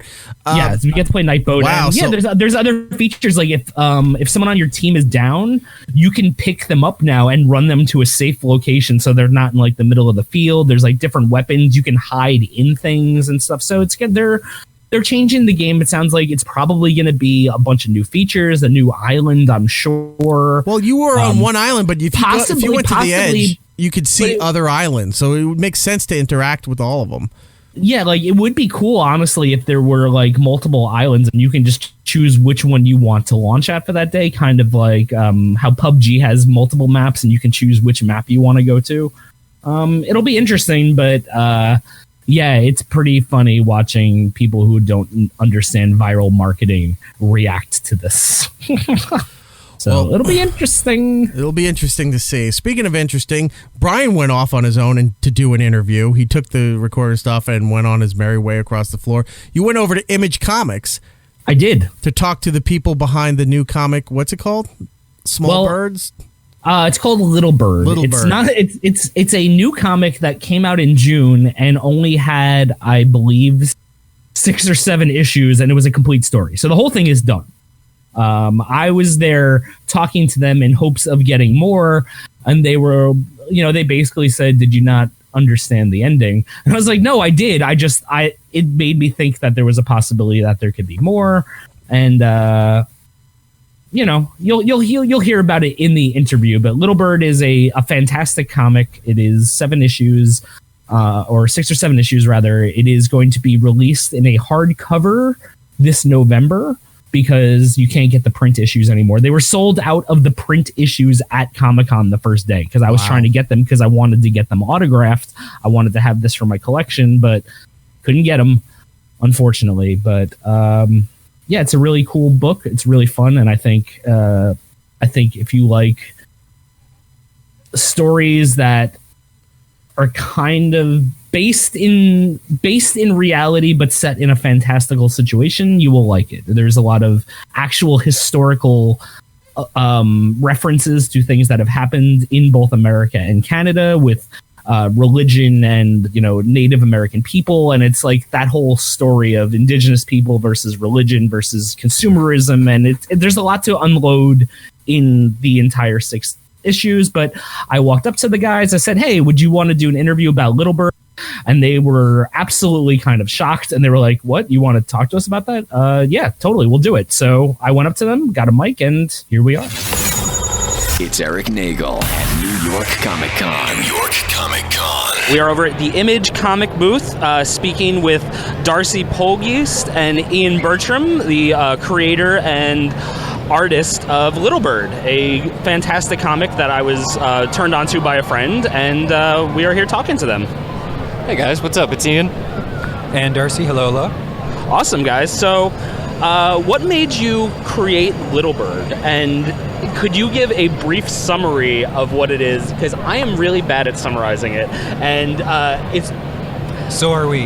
Yeah, because it's a very complicated story for 5 issues, where you kind of have to go back and read a lot, because there's a lot of subtleties and nuances that you're missing, and it's very hard to just explain what it is without giving away a lot of the story. Yeah, that's very true. I guess the simplest way to sum it up is that it's about a 12-year-old girl named Little Bird who lives within a pocket resistance in the Rocky Mountains.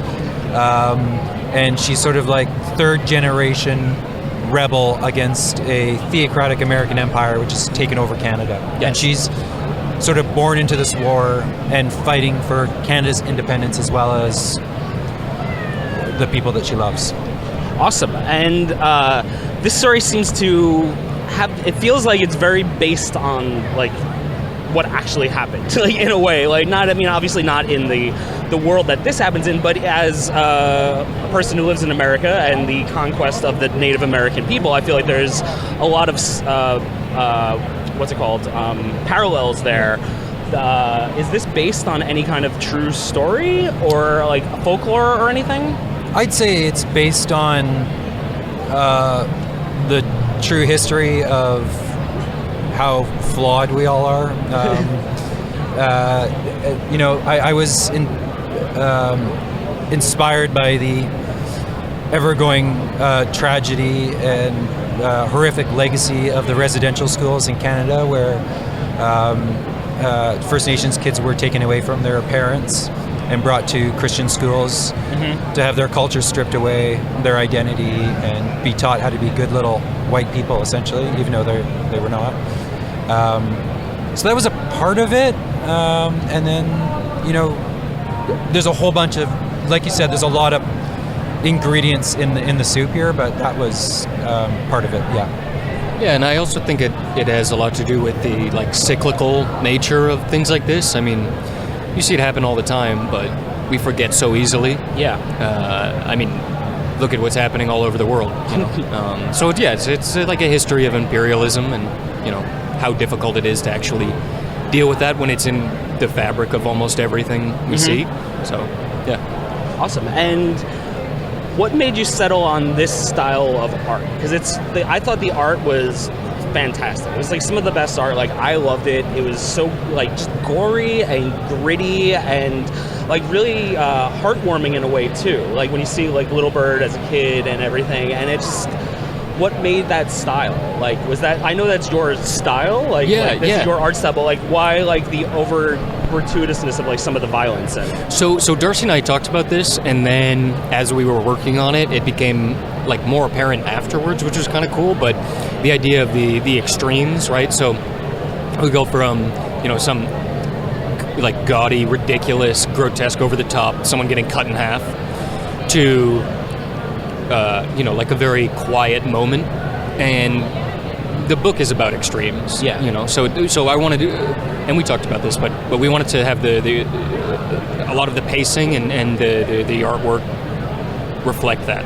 So yeah, and then for me, I mean, I just love obsessive detail, and I wanted, some of my favorite stories are ones that will essentially throw into the background, like Jeff Darrow does this all the time, but just like little pieces that you can connect the story however you want, but just like the hidden things in the background, and that's all what that's what I felt like every time I would go back and like re-look at something. I was like, man, there's so much that like is just hidden in the background here, and I was just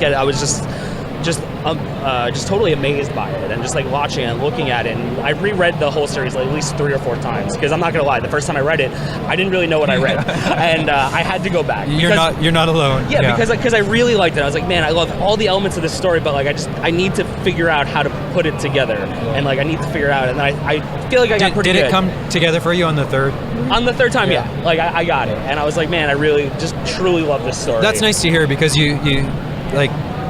We try and walk that line, and we don't want people to be completely lost. Yeah. But we had this conversation. Yeah, we had this conversation so many times where Darcy was like, we need to trust the reader, and I'm like, we can't trust anyone. Yeah. We need to give everyone everything, and he's like, no, man, you can trust him, and so we tried to find a balance with that. So that was funny, fun. Yeah. No, that's exactly it, and it's like just leaving. In between scenes, in between panels, just letting people participate in the story, was sort of part of the design, I guess. Yeah, I thought that was like a really awesome like aspect of it, because my friend was like, like I said, my friend like told me to read this because he's like, I need someone to talk about it. He's like, this is like a Twin Peaks comic book show where you want to talk about it around the water cooler, because like you don't know what's happening and you have theories and you're trying to figure it out. And I don't know if you guys have read Nameless by Grant Morrison. Yeah, I love that book. I felt like it had very similar aspects, but this was a little easier for me to follow. Like Nameless, I went back and read it 2 or 3 times, and I still don't know what I read. Yeah. But I feel like it was very similar in that aspect, but I liked this one because I picked it up, and I was like, yes, I got it now. Like, I'm figuring this out. That's great. And there are still some things in here that you were not meant to understand. Yeah. And we're working on a follow-up series called Precious Metal. Okay. And some of those things will come into focus a little more clearly through that story. Awesome. So is that going to be like a continuation of this story, like a prequel to this story, or just in the same universe? Yeah, so it's in the same universe, and it is in some ways a prequel. Okay. And we follow a character from Little Bird, it's very exciting. It lays the groundwork kind of for the world that Little Bird is living in. Okay. Yeah. It's awesome. And where can our listeners pick up Little Bird if they wanted to read it? Because I'm not going to lie to our listeners, it's hard to get it even at Comic-Con here with the creators. Like, they're sold out of issue 1, and all they have is 2 through 5.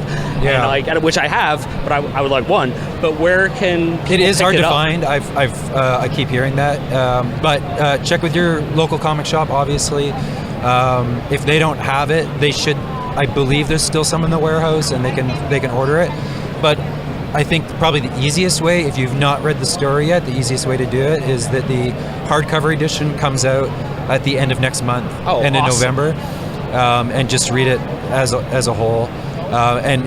Within that, we did an extra 16-page making of section, like bonus at the back. So there's that you get that as well. Is that going to have like all the full cover like artwork and like all? Is that going to be in there? Yeah. All the covers are in there, and as well as, like I said, 16 pages of anatomy of a scene. Awesome. And what's sorry, just one more time. What was the prequel series called again? Precious Metal. Precious Metal. Yeah. Awesome. All right. Well, thank you guys so much. It's a pleasure talking to you, and thank you so much for the comic. Like, it's really great. I love it, and I can't wait for more. I just really can't wait for more. Thank you. Seriously. Yeah, I really appreciate it. Thanks, man. It's Erik Nagel. Well, I got to say, Brian, that was interesting. I knew nothing about it, and that does seem like something I would definitely check out. You said the hardcover's coming in November? Yeah, that's what they had told me, that it was going to be coming out as a release. And as you heard, there is a prequel series coming out that is going to focus on some of the characters from Little Bird that get up into the endgame situations that happen in Little Bird. So I'm actually very excited for that, because like some of the Thanos? Do they snap and all the birds die? Oh my God, Eric! There is not a single bird in this book. No, This is misleading. it is very misleading. But I'm excited for the prequel and just to hear more of the stories in this world that they set up. So it should be fun. So go out and get the comic Angry Birds. No, it's not Angry Birds, Eric. It's called Little Bird. And I would like to say apology to Darcy von Poelgeest. I said his name Darcy Poelgeest in it, and I remember he gave me a weird look during the interview, and that's when I realized in my head, I said his name wrong. Like Homer was like, I've been calling her Crandall this whole time, when he had Mrs. Krabappel's name wrong, and I felt that stupid the whole time. So, Darcy, I'm very sorry that I said your name wrong if you hear that. Well, you did your one off there, and then I had to go do my one off where we were supposed to talk to 2 different shows from YouTube, and one due to scheduling didn't happen, but the second one did with a show called Glad You Asked by the people over at Vox. And what they do is that they come up with weird questions or weird scenarios, or even users submitted, that they sit there and they go, why do you cry? Like, where does crying come from, and what triggers the emotional aspect inside you that releases, fluid from your eyes to force you to do this? Or talk about what would terraforming on Mars be like, and how do we do it here on Earth to simulate up there? Like, they ask all these weird little questions, and then they go and explore a whole episode where they just try to figure it out on their own. It's sort of like not How Did This Get Made, because that's the podcast, How It's Made. I think it's Discovery show or Travel Channel show where they show you how things are built. It was like Discovery or TLC, one of those. One of those shows where it's like it's built. It's a little bit of Mythbusters. It's a little bit of a lot of these different shows. I got to talk to the cast of Glad You Asked and how it's all coming together, and it's available now on YouTube on the Vox channel. You can go check it out. It comes out a new episode each week. They're doing the first few episodes leading into December, and then they come back in January and they do the last half of the season for season 1. So let's go talk to YouTube. It's Erik Nagel at New York Comic Con. Do I call you a cast? An ensemble? How do we describe this? Because you all have different functions. It's not like you're actors and actresses. Right. So the group, I hate using the millennial squad thing, so I want something kind of colorful and different. What do we call you guys? Team? Crew? Team, yeah. I like team. Team. Mm-hmm. That works. We're here with the team for Glad You Asked. Now, this is a Vox property in association with YouTube, and I got to watch a few episodes, which we'll get into in a second, and I just got to say off the top here, the not just the concept you're doing, but the feel of the show. It's one of those shows where if you're up super late at night and you just flip onto channels that you don't usually go to, and you're watching like How It's Made or Mythbusters or something that's running on a marathon on one of those channels, I was watching these episodes, I was like, I could watch this whole series at 1 o'clock in the morning, sitting there doing nothing. I go, I'm not really going to go out. I'm just going to sit there and binge. Oh, look, there's 4 hours of this. I'm going to watch that show. So it's sort of, it's educational, it's entertaining, but it's also like comfort food. Is that a good compliment for Oh my God. show? I think so. How It's Made, Mythbusters, those are some of my favorite shows of all time. Okay. Great comparisons. So here's what we're doing. You're doing this concept of is it people submitting questions, or are you just thinking of ideas and go, let's go with that and see why this is so? So it's kind of a combination. At first, we were thinking that we would get people to source the questions, but we discovered that the audience is horrible. Yeah. They're terrible. No. The audience is fine. Never go to the audience. That's why the Tonight Show and other shows, they vet them and they find the really good ones, because it's not just luck that this lady visiting from Iowa has a killer question that they wow, the Roots had the music set up for it.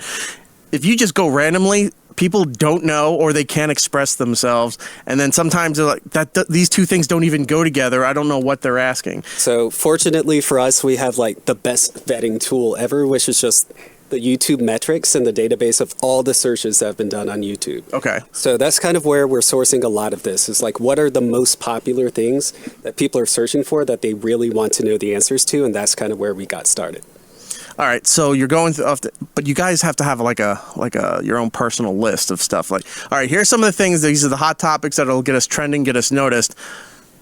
But by the second season, I'm going to slip this in there because I really want to know about the Bermuda Triangle. I know it's been done to death, but I kind of want to slip this in there and give it a new perspective. So you have some of these things that are just I guess, eye candy, if you will, based on the algorithm and such. But you're going to go and you go do a deep dive. One of the episodes I saw was crying. And I watched this episode, and then articles started popping up. And I watched your episode first before I saw these articles popping up there. I go, wait a minute, is everyone into this whole, trying to figure out this whole crying thing now? But the way you did it wasn't just like, oh, what makes you emotional to what you cry, because that's where you start. But then you go, like, I never thought about the muscles. It's really just like kind of strangling your eye sockets there and forcing the liquid out. Not just like this is something you do. It's like wringing a sponge. Totally. Yeah. It's a topic that I've been interested in a long time. So that's one of the ones that I actually had suggested that might be good for this show, and YouTube agreed. And I've been fascinated by crying for a long time because it's really a bizarre thing that happens to us when we're feeling strong emotions. And I hadn't seen any explanation of how that might have come about. And this hypothesis is that, it became linked to our emotions because the muscles around the eye actually squeeze out fluid from tear ducts that were there not to express emotion, but to keep the eye clean. Something we have in common with a lot of other animals, but this sort of emotional crying is unique to our species. Yeah, it's fluid to keep your eyes lubricated. It's like when you use saline for your contact lenses or Visine to flush out your eyes, to keep your eyes lubricated. But some actresses or actors can cry on command because they're tricking their muscle memory into doing so. Most people cannot do that. But if you got something thrown at your head or kicked in the leg or something, your first instinct is to, one, cover the area that's feeling the pain, and then two, it's squeezing your head just to start crying, which, now that I'm thinking about it, is rather bizarre. Crying is something everybody does, so you don't think of it being unusual. Right. Until you go deep. That might make it seem as unusual as it really is to imagine if instead of connecting to our tear ducts, if our emotions were connected to our salivary glands. Like, it could have easily gone that way. He got shot. Is he crying? No, he's drooling. It's like feeling strong feelings, like just watching movies. We'd have like buckets at the movie theater. Like tear buckets under our neck. Like a cute dog would do when he gets excited at the park. He got a ball, and now it's just it's a beard of spit. Right. He would have like Gucci bibs on all the time. It'd be hot swag. Yeah, but it was our eyes. There's probably a reason it was our, there's lots of reasons why it's our eyes. Our eyes are a big center of communication as is. So if they're early on in human evolution, if there was something happening there, it would have been very noticeable because we use eye contact as a species. A lot of other primates do as well, to communicate what's happening. And unlock your phone. Nowadays, it's just like, look at the thing. It knows it's you, and which is convenient, lazy, but convenient, and also terrifying because I've seen tests that they've done online where they just put a photo up and it recognized the photo. So, yep, it's your phone. And now whoever stole your phone has a photo of you, now has access to your Apple Pay or worse, whatever you're keeping on your phone there. So you go through this whole algorithm thing. You mark down all the hot topics that you want to do. Now, this first season, if you want to call it, is 10 episodes, and it's split up in little half seasons as you're releasing. So you got 10 topics here. Going through all that, you probably have a lot more on this list, and you look at that and you go, we could do at least 5 seasons of this thing just based on that alone. What are the things that you want to do outside of the popular topics? What are the sort of like on your list here, your wish list that you could dive into? That's a good question. I think a few that we didn't touch on were animals. We all love animals. Would like to do an animal story. Drugs, like anything relating to, drug wars, drug culture, marijuana, and where that would take us. And infrastructure stories are really big, but we had a lot of ideas. Totally. Yeah, I feel like in general we're realizing that like stories around science and technology or just anything that gets us like out of the office work really, really well for this. Because I think let's with explore a lot the of hidden menu on In-N-Out. Let's get us out of the office. Let's do a show on that. We can write it off. But yeah, I guess compared to our traditional explainers, which we can often do like from our computer, things that get us out into the real world. You said science. Do you find it fascinating that people love watching scientific programming, but we're not fans of actually doing it or learning it in school. Like I happen to be one that I did enjoy actually learning it, but like I said earlier, late night, if you got one of the Discovery channels on, there's like 6 of them, and they got astronomy programming going on, like, oh, I'm going to watch these satellites go and check out the moons of Saturn. And, yeah, I think I'm kind of watching that instead of a rerun of something. But it's amazing that those shows, because they're always on, because people are watching them. And when you talk to some people and they're like, oh, yeah, did you see the one about the whole oxygen cycle with the rainforest down in South America? More times out, yeah, people did. But when you're in school, no one gave a shit about this stuff. But now that you're older, you're like, no, TV is going to teach me how to do all of this. You know, some of the best compliments that we get at Vox are from teachers who say that they're using our videos in their classrooms or as homework or as sort of extra information that you can watch if you're particularly interested in a topic that they're learning about in class. And I always love those. I think that reflects that we're doing a good job, but also that the teachers are really interested in figuring out what their students want to engage with and how they want to learn, and how the things that they're learning in a class relate to other things out in the world. So those are my favorite comments I get. I also think that it kind of reflects that in the classroom, teachers' tools are really limited. You know, where the medium of video is really well suited to explaining topics visually. And teachers have, you know, they've got like their textbooks and maybe they can have you do an experiment, but we're able to bring in all sorts of editing tricks, animation, music, lots of ways to engage people that in ways that teachers can't necessarily do in the classroom. And I think those tools are really well suited to scientific topics. I think I kind of got gypped growing up in the time period that I did, because we had those big wheel structures with a VCR and like a really clunky television that you hope didn't. It's got the like the bungee cords on it so it doesn't tip over, so it's top heavy. And they're throwing in, you know, like Princess Bride because it's a rainy day and she doesn't want to teach English that day or something like that. But now with the way technology is, you got a digital projector right onto the screen. You can pull up anything, YouTube, you guys, anything on there, and said, you know what, we just did this chapter. Here's a video that's going to go a little bit more in depth there. It's a great time for being young and trying to learn about these things. Like I tell you, I'm watching it late at night, and I was like, if these were on when I was a kid, I probably would have cared a lot more than I did watching these things. So yeah, you're definitely right. Just so they teach something and they go, okay, now we're going to watch this for your episode's only like what, half an hour, 20 minutes in there. Yeah, so it's not that long. It's not killing the entire time period that you have for the course, and kids aren't going to be laying down going to sleep. Watching it like I did because I didn't care about some of these old movies that they were showing. It's like, oh, right, Romeo and Juliet was poorly acted. I just read the book and I wasn't too big of a fan either. But now I'm watching one of your other episodes where you were simulating what it would be like to terraform Mars. Yeah. Where you guys got stuck out in Utah. Yeah, we did.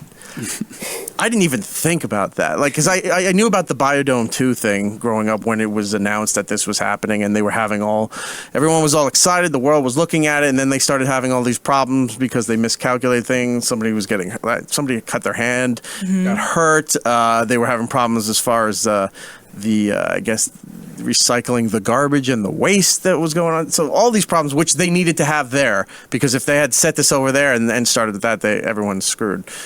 But you going through the biodome, then going out into Utah, showing what the terrain would look like was pretty interesting. Because the fact that you got stuck actually took your story a totally different direction. It did. I think that reflects that a lot of the time we do so much of reporting and research before we ever go out into the field. But when we actually do go out into the field, especially in the format of this show, we get to have moments like that. We get to get stuck in the middle of a Paleolake basin in Utah with a scientist who is studying extremophiles, which are very microbial life that are, generally speaking, living in extreme environments. And the scientist there was studying how those microbes can teach us things that we would need to know in order to survive on Mars.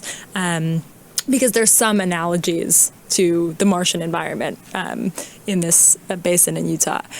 But just being in that environment, having something unexpected happen, and just sort of watching it play out, to your point, lends a totally different tone to the episode. I think for all of us, we got to go out into the field and have experiences like that were unexpected and helped the explanation somewhat in the sense that they kept people really engaged, kept people feeling like it was a journey in order to discover something new.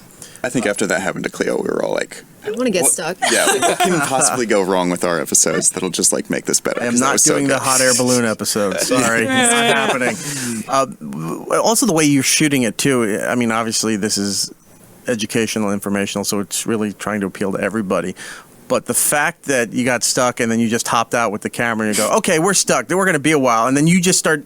It's very millennial style doing that. So when you go out there and you're doing this and like they're kind of stuck right now, but I'm going to tell you about these things as you're walking away from it. One, I'm laughing at it, but two, the fact that you're shooting it in that way gets younger people more involved into seeing this stuff, which again, younger people might see some science and go, oh, this is boring, I want to play Fortnite.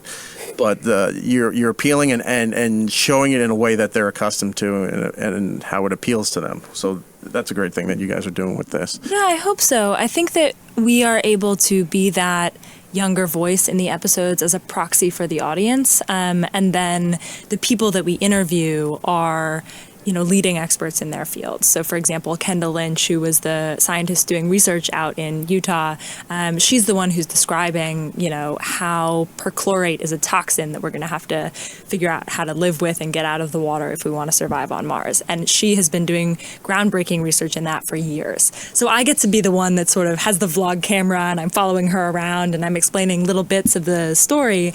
And in doing that, I get to feature her and her work and the sort of level of complexity that she brings to the episode. How difficult is it coordinating all of this? When you get your topic, you go, okay, these are the people that are assigned to this topic, and then these are the people who are going to film, edit, what have you. Now you got to get experts. Now you got to get like scientists, you say, or engineers. All this. How difficult is it to coordinate all this stuff just to get one episode done?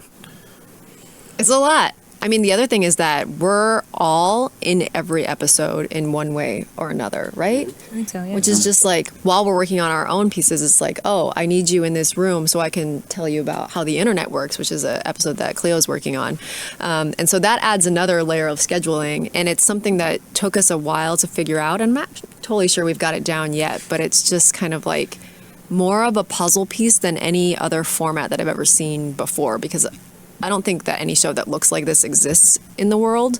And the ones that are already existing, whether it's a doc format or if it's a new TV news format or even like the explainer format that Vox is known for, it's like, oh, we can see how that's done and we can replicate that. But this, it's like, doesn't exist, so we had to make it up, and it's been kind of rocky, but it's fun. All right, so this is sort of a two-part question coming from the same thing. So you have topics that you're going to do. What topics do you have where you go, we can't get this done, or we can't get this approved to get this done?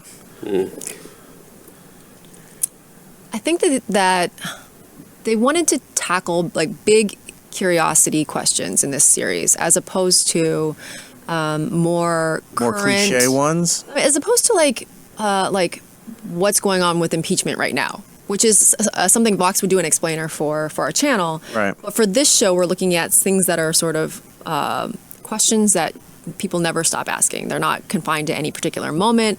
They're not about any particular politics in any particular country. So I think that was one sort of guiding thing for choosing the stories. What was was there anything maybe budget-wise or just logistical that like this is not going to happen, but maybe you come back and revisit it at a different time and see if you can get this done? Is there anything like that? I would say that one major constraint that is also very liberating when you're making a story like this is we have to have something to show. So if it's not a primarily visual story, then it's not a good story, both generally speaking for video and for Vox Video in particular, but also in this series where we're doing so much field work, where we're leaning not on After Effects and animation, but rather on physical things that we can demonstrate or play with. It means that if we can't figure out what the visuals are for that sort of physical experience, then we don't want to do the story, because it could be an amazing story, but it's not a good video for this series. I think we had some ideas. I'm having trouble thinking of what those examples are, but we definitely had moments like that where we were like, amazing topic, would be a great article, not for this show. Yeah, I do think that we also push back the other way as well. So every now and then, one of the topics that we're working on just seems like we're not going to figure out a way to go anywhere or to show this. And we just kind of work with the question and adjust it to make sure that we can answer it. So a good example is What Happens When We Die, which was an episode that I worked on, brought everybody into it. But there were so many ways that that question could be, one, perceived, and then two, like where we would go for that at the end of the day. And we just had to adjust the question to like, what are you going to experience in the moments closest to death? So from that, we were able to find... That's difficult because not everybody dies the same way. Yeah, exactly. So it's not like you just go to sleep and then this happens, so it's universal. Mm-hmm. There's a lot of horrific stuff out there, and there's a lot of natural stuff out there. So it's really hard to pinpoint an idea of how you're turning the power off. Right. So we had to think about, like, what are the things that the audience would be most interested in seeing here? So we had a viewer who submitted that question. We answered her kind of question on it. And then we also looked into near-death experiences and the science behind what's happening in your brain. So just found particular deep dives into, like, what these different sections were. A lot of the things popping up having to do with ghosts, supernatural, those kind of things, because there's a lot of those shows that you look at them and go, one, this is poorly shot, and two, I think he threw a bottle against the wall and said, oh my God, something threw that, and then they ran out and then never explained what happened. But imagine if you're going through popular subjects, you got to get stuff like Bigfoot, UFOs, ghosts, hauntings, Slender Man, things like that you have to do you tackle that and go, oh, that's too cliche, or that's just too ridiculous, that's not really... I mean, was that not part of like an early idea of the show, is to like break down controversies or conspiracy theories? Yeah, that's a good way to do it. Misconceptions. It's hard though, because there's some things that don't really lend themselves to empirical testing. So there's not actually much we can say besides there's no evidence for this. Then where do you go from there, you know? But I think near-death experiences in Alex's episode about death is probably the closest we got to looking at something that has, it's usually associated with a lot of spiritual and religious meaning. But Alex looked at it from the more scientific point of view, because there is a lot of research into these experiences that are fairly common that people have. And the question is, what is generating that subjective experience in their brain? That said, season 2, UFOs, could definitely be a great story. I bet there's tons of data out there on like what they actually are. UFOs, you can link in, buy some cheap footage from storming Area 51. We got that somehow turned into a concert. The Naruto runners. It's like, well, it started here and now it's a small concert just outside of Vegas, and you were out there in Utah. You could do some more desert stuff and then Running Man. I have been to a desert for every single one of my episodes, including how the internet works. So I think for my future episodes, I have to continue to go to the desert. You ever feel that they don't like you? That's why they keep sending you to the desert. I know, why am I the one that has to keep going out I keep proposing it. Went to Hawaii. Oh, that was I did relatively a little bit nicer. A little bit nicer. Yeah. All right. Next season, you got to switch it around. Let her go over the volcanoes in a helicopter and explain something, and then you go to Antarctica and say, look, there's no aliens in the ice. But there is plants somewhere. We just can't get to them. Yeah. We talked about stuff that you didn't get a chance to do or what you would like to do. Let's talk about some of the stuff that's actually done in this season here, because you got 10 episodes. The first 5 are debuting weekly, with the first one that's out right now, and then that goes for 5 weeks each episode, and then restarting again in January 8th for episodes 6 through 10. So in these 10 episodes here, what are we looking forward to? What do we have that you guys have put together for everyone? Cleo and I are working on an episode right now about online beauty culture. So I don't know how much you watch beauty YouTube, but there's a giant community of girls and women who teach other girls and women how to use makeup. You can see similar things on Instagram and other social media networks. And the question we're asking is whether it is harming us or not. Also, I've seen several of these things, and I was to think, I'm like, they're just trying to get free product. Like they're honing their skills, and maybe they are showing people how to actually do these things. But I see the way that their videos have progressed over time, and I go, they're just doing sponsorships, and then that all of a sudden they're doing I saw something called the Naked Palette or whatever for for facial stuff, and I'm like, oh, that's convenient. I mean, they had a lot of people, but now this is tied in. Now it just seems to be they're only using these products for all of that stuff. So there's obviously everything comes down to money in one aspect. But yeah, I guess the other aspect is it doing more harm than good? Because Instagram selfies and filters and all the stuff, everyone has to show like they're living an amazing life, but it's one of the best times in the history of humanity. Technology is great, everything's convenient, and everyone's fucking miserable. And I don't get it. It's like people that has a lot to do with the episode that Alex and I were working on. We just started an episode about loneliness. You know, everybody always... I feel like you see a lot of talk right now about this idea that we're in the middle of a loneliness epidemic, that social media and technology and screen time just like is changing our brains and like affecting our emotions such that we feel alone all the time, despite being in the most interconnected era ever. But what's been interesting to see with that is that this whole idea of a loneliness epidemic has been a term that we've used forever. Right. Yeah, as far back as the 70s, like we found archival papers saying, hey, the kids today are way too lonely. They're doing crazy things. There's a loneliness epidemic.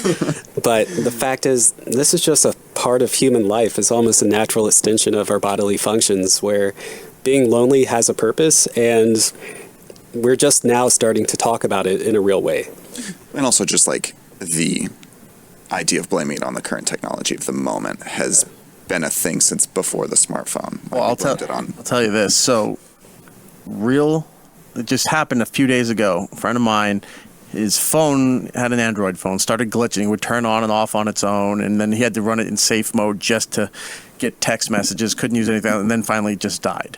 So he has the insurance plan, and they were supposed to send the phone overnight. It didn't happen. He had to wait about 3-4 days for the thing to arrive. So I guess going old school, Facebook Messenger, if you can call it that now. I wrote to him, any update? Did you get your phone, everything? He said, yeah, it's been 3 days. And he said the same thing. He's like, it's kind of lonely. I don't have my phone. But he's walking around the city, going to work, doing all the stuff there. He's not talking to anybody. He's on the train. He's not listening to anything or watching anything. And he said, yeah, it's kind of lonely. I go, I kind of enjoy once in a while.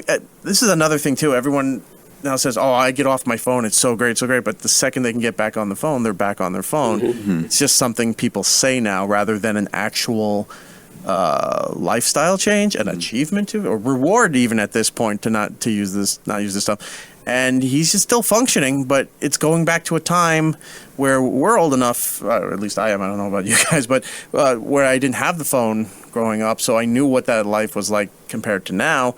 When you have younger people, nieces and nephews, they don't have their iPad, they don't have their phone working, whatever. They forgot to bring their charger, and they start to have a meltdown. It's like, when you think about it, like the cell phone, the smartphone, what was that, like 2007, 2008? Yeah. Are you middle of the 2000s? Were we really that much happier in 2006? I don't think so.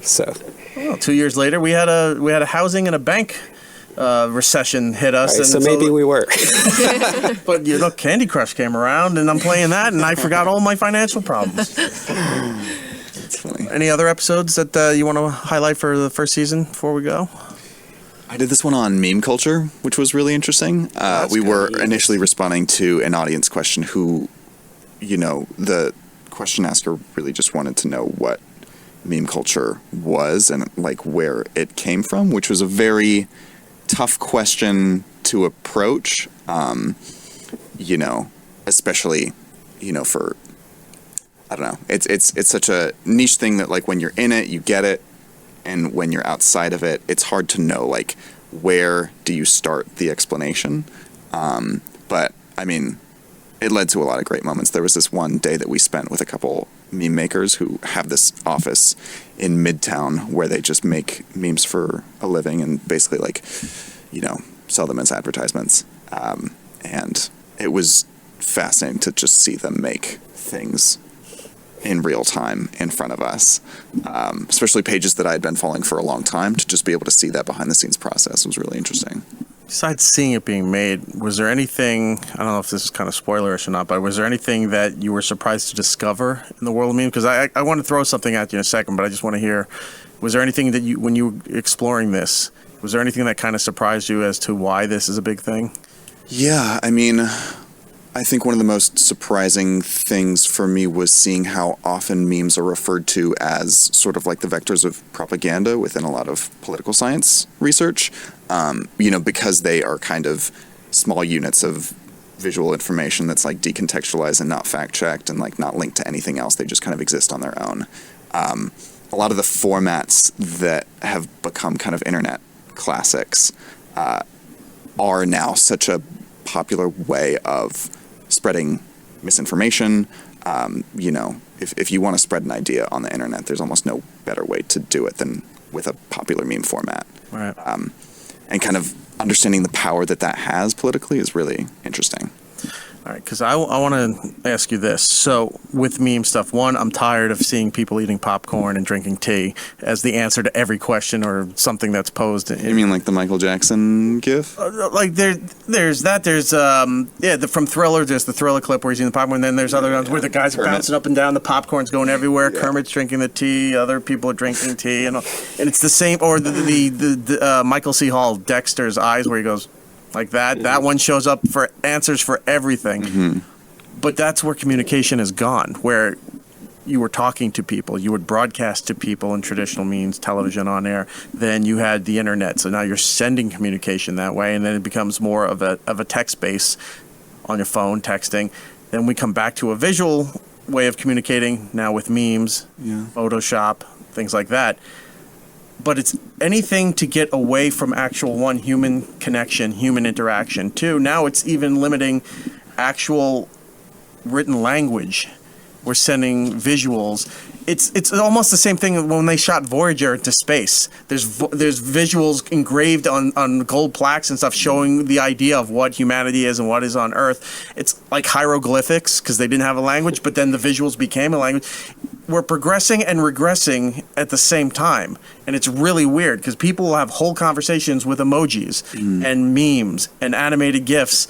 And you look at it and I go, I shouldn't know what this conversation is. But now I know perfectly what they're saying. Yeah. You could have just wrote one sentence and saved all the time, except everything's moving around now and it's visually stimulating.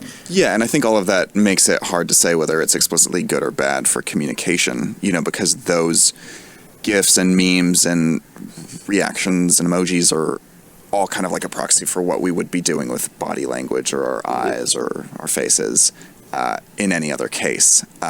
So, yes, we could have said all of that in a sentence, but in a lot of ways we couldn't have. And we couldn't have done it in such a way that like plays off of our common base of cultural understanding and like references to things that we know and love. So I think it's making how we communicate different. It's not, regressive. Yeah, it's too early to see where it's going to go. Sure. But I don't, with anything new that comes out and I get excited about, I always think like, what's the downside to it? Yeah. Because now you have to. Because it's like I don't have to leave on a Friday night. I can watch any movie that's maybe not in the theater, and sometimes in the theater. I can watch on any streaming service, any TV show that I used to remember. Yeah. I don't need to go to the supermarket to get food because you can order from the supermarket and they'll deliver it to me. I can order food, it'll be delivered to me. I can order medicine and toiletries, all delivered. I never need to leave the house. These are great things where, growing up in the 80s, I was like, wow, I wish you could do that. Now you could do that, but people then... with too much convenient, it's like the dumb Spider-Man thing with the responsibility stuff, but too much stuff comes in here and then you go, okay, I don't need to do anything anymore.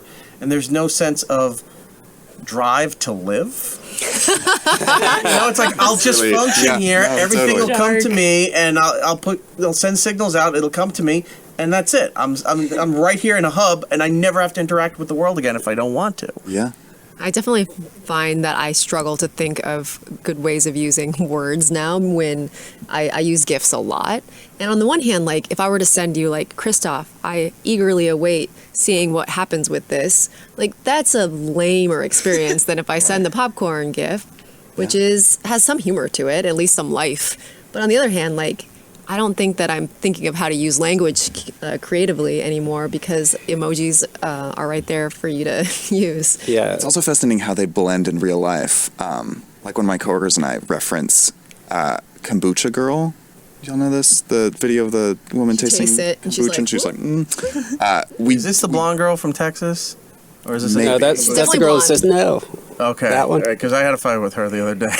Oh, wait. Her name's Brittany something. She's a kombucha thing, It and might be her. Yeah, Brittany. it is her. That's her. Wait, you had a fight with her? I had a fight with her online. About what? She posted something about this photo of her, and I know it was tongue in cheek, but it comes off the wrong way, and that's, I think, something people tend to forget. Where if you guys are all face to face with me, if I say something in a certain cadence or the way I'm putting it, it could be interpreted as a joke or kind of. But if you look at a text, it looks like it's a blatant insult to somebody. And there was a thing out there that she put about she's being. It was something along the lines of this is need to remind you all that this is what the 1% looks like, and I go like, that is hard. I mean, I know what she's going for. I know she's trying to get interaction and stuff, but when you look at it in text, and if you're not really paying attention to it, I felt how offensive it got and how insulted one could be about that. And I made a comment. I go, Who is this? Like, have you looked at all her stuff here? How is she claiming that she's the 1%? She's talking down to all these people, and our audience and other internet people picked up on it, and then it went tagged to her. She didn't respond when I did it, but because everyone else started to, then she had to step in. She's like, "Who are you?" I'm like, "Come on the show. Let's talk about this." Then she quickly shut up, and I never heard from her again. But yeah, the kombucha girl, because I forgot that little brown soda thing that's pretty much her whole thing. And I was just like, I didn't understand why she was insulting people, and it turned into this weird nonsense, and I just let it go. I was like, come on, let's talk about it. Let's try to hash this out. And I guess she wasn't interested, which is fine. That's fair. Mm-hmm. But yeah, it's just weird that the paths crossed like that. I derailed from what you were saying. No, I think the point there is kind of like, in many senses, we fear technology and like new changes and social a lot. But I do think there's some truth to that. Communication is a dying art, and we should cherish it while we still can. And maybe if you would have just responded with a funny gif of a man stroking his chin, it could have been all okay. Oh, also, I said she overreacted to Ariana Grande liking one of her posts because she put a video of her having a meltdown on a couch crying. And I said, this is too much. I said, I'd probably have a meltdown on my couch if I realized something of mine. Yeah. I would cry. What is so great about Ariana Grande? Whoa, what? I'm sorry, but she is not a good role model. Have you listened to her music? She's got this song that's basically like, I'm so rich. Look at me. Aren't I great? Successful? Have you listened to any other pop song ever? That's like the major thrust of most music. I don't know. I feel like we can do better, guys. The rich stuff came out of the hip hop culture. That wasn't always pop. Pop was kind of plastic and stuff. Country music also focuses on like country tells stories. That country is like, I lost all my money. I lost my money. Like, yeah, those are my sad. You know, sometimes it's like I have this dope tractor. Yeah. Or like I have this like amazing car. When that's pop country, where regular country doesn't like. It's weird how everything breaks down by micro genres. Regular country doesn't like pop country themes and music. Yeah, I think fan culture in general is pretty weird. I get real offended when pop artists take from other genres that they're not ingrained in, specifically hip hop. But it seems like an area where we all have a lot of opinions. We should probably have an episode. Here's your next maybe video. so. Cultural appropriation. There we go. If they'll let us do it, I'm down. Yeah. Ariana's got a lot of that going on. This has been She's got a whole lot. Yeah. And her brother's annoying too. And she licks donuts. And I love Ariana. He cashes in that card. Any of this? She's great. I love her. Yeah, She's Christoph and I in this corner. What? No. In some respects. I don't know. Well, there you go. Topic for you to go out on there. Something maybe for season 2 and season 3. Look for the first episode is out now and then debuting weekly on the Vox YouTube channel. So it's youtube.com/Vox for the first 5 episodes. Then coming back in the beginning of 2020 for the last 4 episodes for season 1 there. When do you... It's really shooting out, but when do you think season 2? Is that something like by the summer? I mean, it's not going to be a full year away, I don't think, right? I think we have no idea. We have no idea. We have yet to hear about a season 2. Yeah. We also look forward to learning. Yeah, it depends on how many people go and watch that today. So hopefully, get some thumbs. Go there now.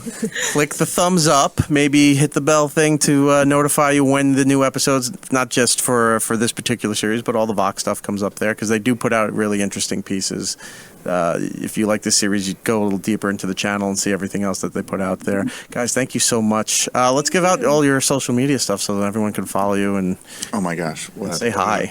I think I'm Chaubursin, CHAUBURSIN on Twitter and Instagram.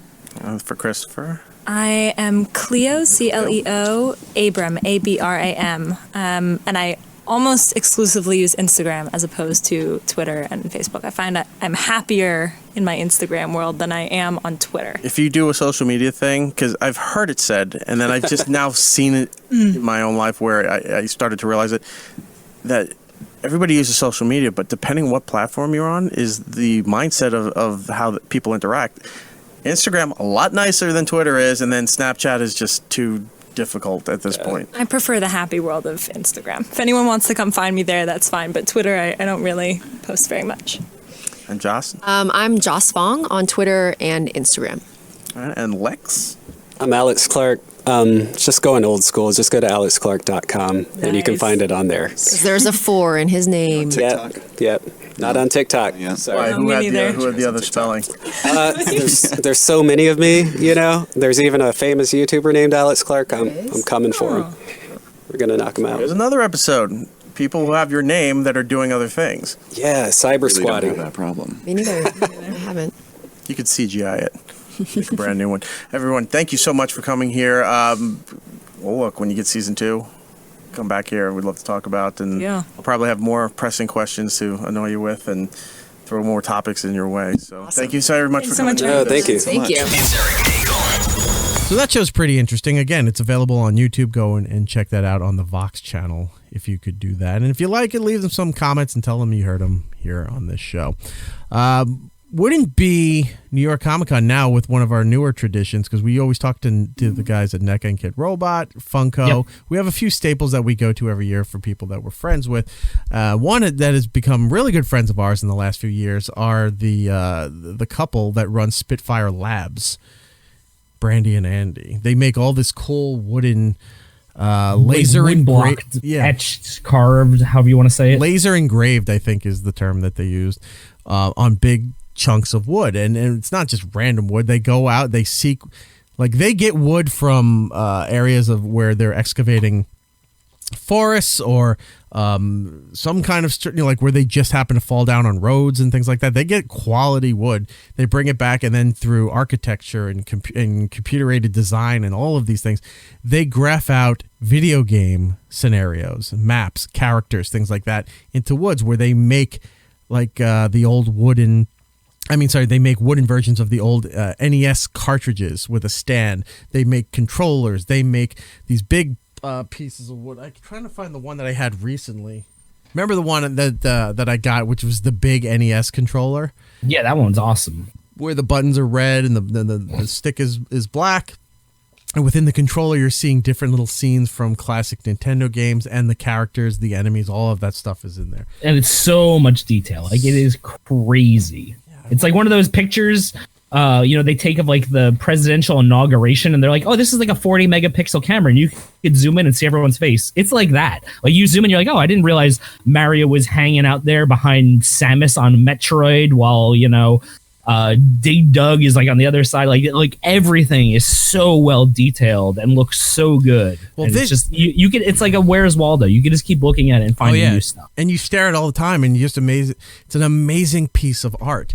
And, it's great. And then seeing what was leading up to New York Comic Con and for the holidays, the stuff they were working on this year, because now they're including resin into it to give it a weird water feel to a lot of the things that they're doing. Yeah, they made the entire map of Westeros for Game of Thrones. So they carved the mountainside, everything out there. It's all, and it's not just like, it's not engraving in the sense of inside. It's layered, where they chip away whole layers of wood to make mountains that are raised off of everything.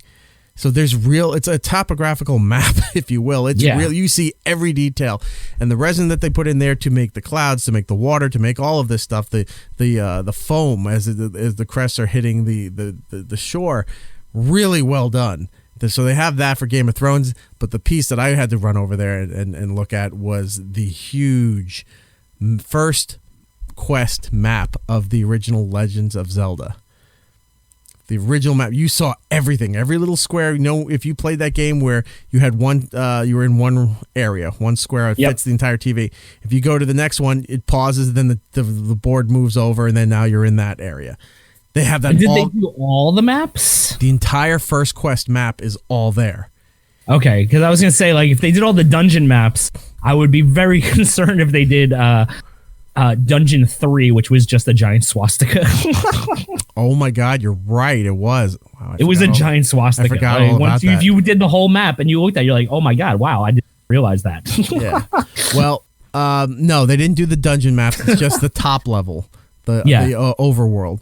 I know what you're talking about, where it's like, you see Ganon's Rock and the cemetery and like the main map. Right? Yeah. Now it's crucial that I learned in this interview. There's 2 versions of it. So you go over to spitfirelabs.nyc to go check out this material there. And if you go to buy anything, tell Brandy and Andy that you heard them on It's Erik Nagel, and maybe they can do something for you. I don't know, but they like hearing that it does help out that we have that kind of relationship with them.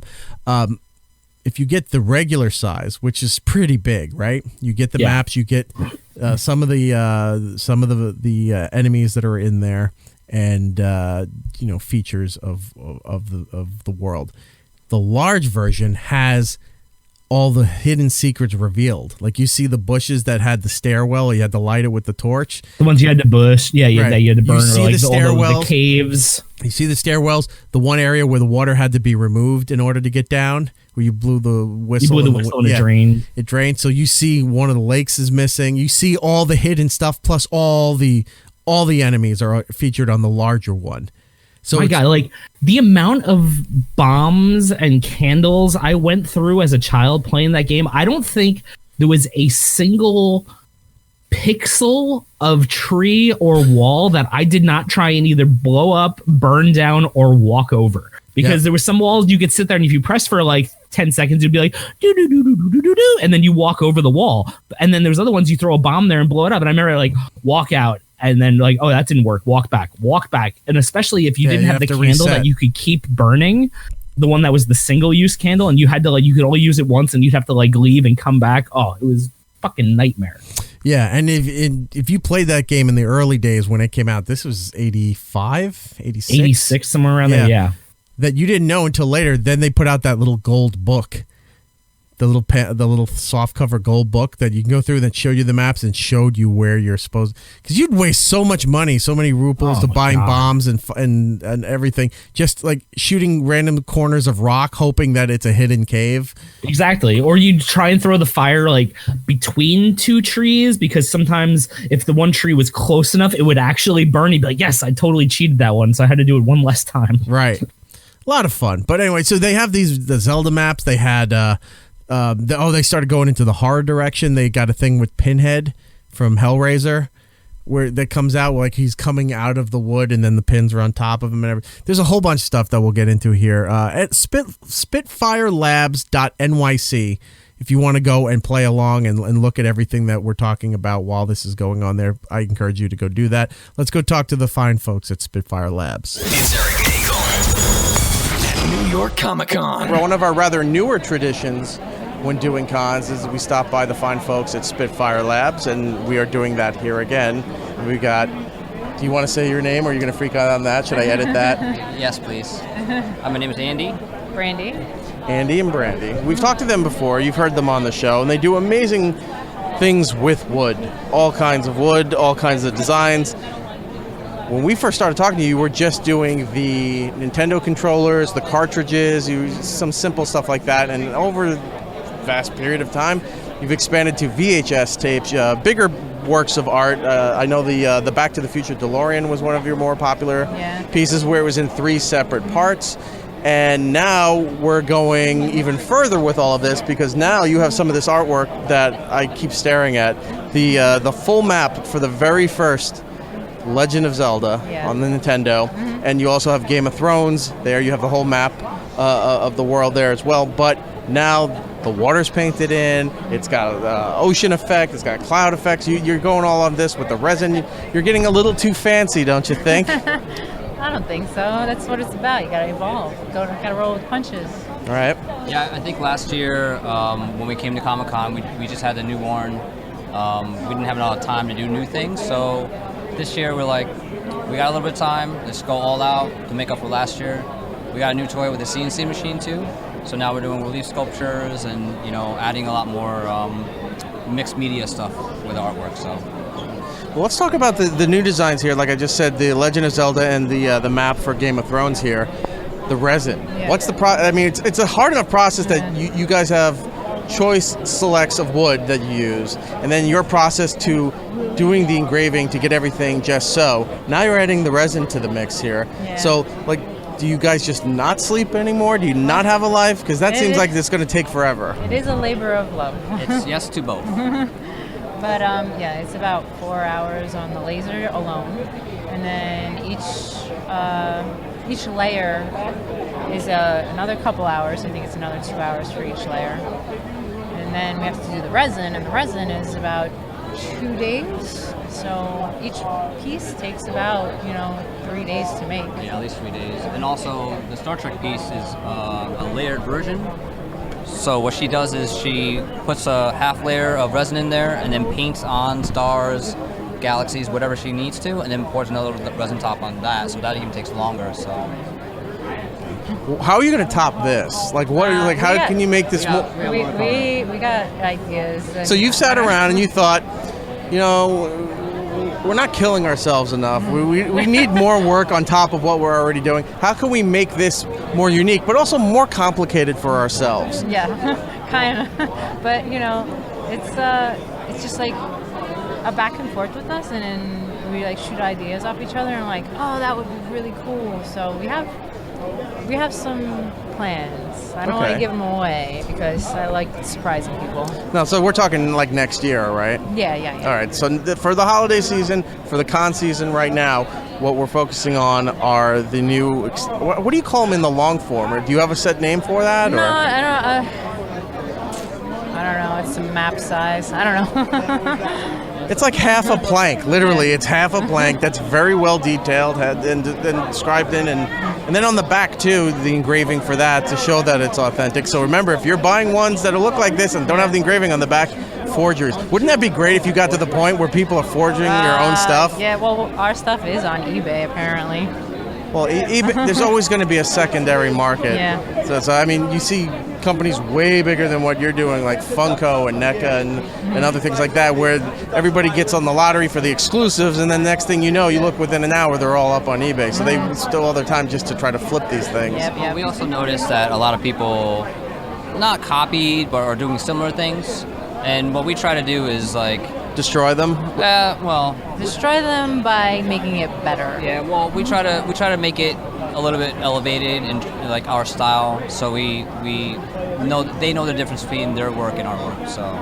Or you can go to their servers or eBay through their back end there and go reporting this for hate speech, something like that, to get all their accounts shut down so that you guys are just standing tall and proud, selling Competition's only. good. Yeah. And imitation is flattery, right? So. But it's also fun to destroy them and be the only guy in town too. It's nice to be king of the hill. Yeah, balance it all out. So we talked about Zelda, and all the photos are up at Spitfire Labs. They are actually on Instagram right now. We don't have them on the site yet. Okay. Well, give us, a couple days to go home, recover. All right. What's the website? I have the Instagram. Instagram is at Spitfire Labs. Yep. Okay. So you can go and see this work that we're talking about here. Audio medium doesn't help. So you go up on the Instagram, you can see the Legend of Zelda thing is a work of art. The fact that you got the whole map on there, so detailed, and then with the resin in there, outlining all the water and everything like that, really makes it stand out. It's a unique piece that this is not something you just want to put on your bookshelf. You actually want to get some kind of apparatus to hang this thing on the wall or put it on a shelf in full display, not off to the side like, I collect these things. This is truly just like a painting in your house. You want this in the hallway. You want this somewhere where it can be seen in your gaming area, wherever you want to do. And we have a bigger version too, so someone just came by. Bigger than that one? Yes. Wow. So someone came by today, asked if we had a bigger version, looked at it, and... How big is the bigger version? I think 22 by 12? 22 by 12-ish. And the bigger version has enemies on it. The smaller version is just the map. So. How much does that run? $350 for the larger one, $250 for the smaller one. Gotcha. It is well worth the money because it's not just like somebody carved into a piece of wood and selling little trinkets at a flea market or something like that. You look at the work that you guys are doing, you go, yeah, there's no way I would ever have this kind of skill set in my life to do this, nor the brain power to figure out how you're doing this. But you guys are doing it, so I will give you all the money for these things. Well, also, thanks to all our friends who helped us out throughout this process. We couldn't really actually do it without them.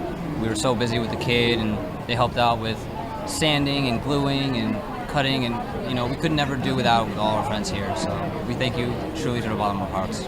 Is there anything, because we have New York Comic Con that's going to come and go here, then the holidays are coming up. These are great gifts for the holidays for anybody that, if they're a movie buff, you got the VHS cassettes carved out of wood. They look like authentic VHS tapes, and I saw there's Beetlejuice over there, there's Spaceballs, and you had one or two others we have, I saw. Jurassic Park, Lost Boys, Sabrina from Netflix, and Stranger Things from Netflix. All right. So you have those for the movie fans. You got all the gaming stuff. Like I said, Game of Thrones, getting the map of the world from Game of Thrones there. You go online, look at this thing. Go look at the Instagram. It's really outstanding, and you're going to wonder if you're a fan there. It's like, how do I not live without this? I need to find this at all costs. Is there anything coming up for the holiday, or is this everything set for the rest of the year? Well, we have the controllers. We have a special edition Zelda, because we know everybody's flipping over Zelda right now. So we're bringing that back, and Contra, and what was the other one? Super Mario. Super Mario. So they're all going to be a special edition with the new buttons. Awesome.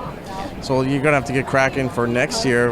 Do either Breath of the Wild or Super Mario Odyssey. Or I know everybody's been asking for Breath of the Wild, but I might have to go in order with the Zelda. All right, because you have one out there, you have two out there, mixed in. No, you had two separately and mixed into the bigger piece that I meant, the NES controller. So 3's the next one, right? Link to the Past. Mario in a Tanuki suit, why not? Turns into a statue, looks like a raccoon. We've already done 3. The what? We've already done 3. The controller? Oh, that's right, you did. Yeah, all right. 1, 2, and 3. So what's the next step up? Mario World. Well, actually, on since Yoshi? we got the CNC machine, we're thinking about maybe Super Nintendo. So now that's the first one on Super Mario World's first one on Super Nintendo. So maybe we'll do that. Get him with the cape, sitting on a Yoshi. There you go. There you go, with Yoshi. All right, stuff to look forward to, guys. Thank you so much. Give out the website, the social media, so everybody can buy your wares, check it all out, see all this goodness. So our website is spitfirelabs.nyc. Our Instagram is Spitfire Labs. Twitter is the same, and Spitfire_Labs, sorry. And Facebook is the same, Spitfire Labs. Follow all those accounts. Look at what they have. Buy 1 or 2 or 12 of these things for you and every closest friend that you have, family members. Support these people. Support the good work that they're doing.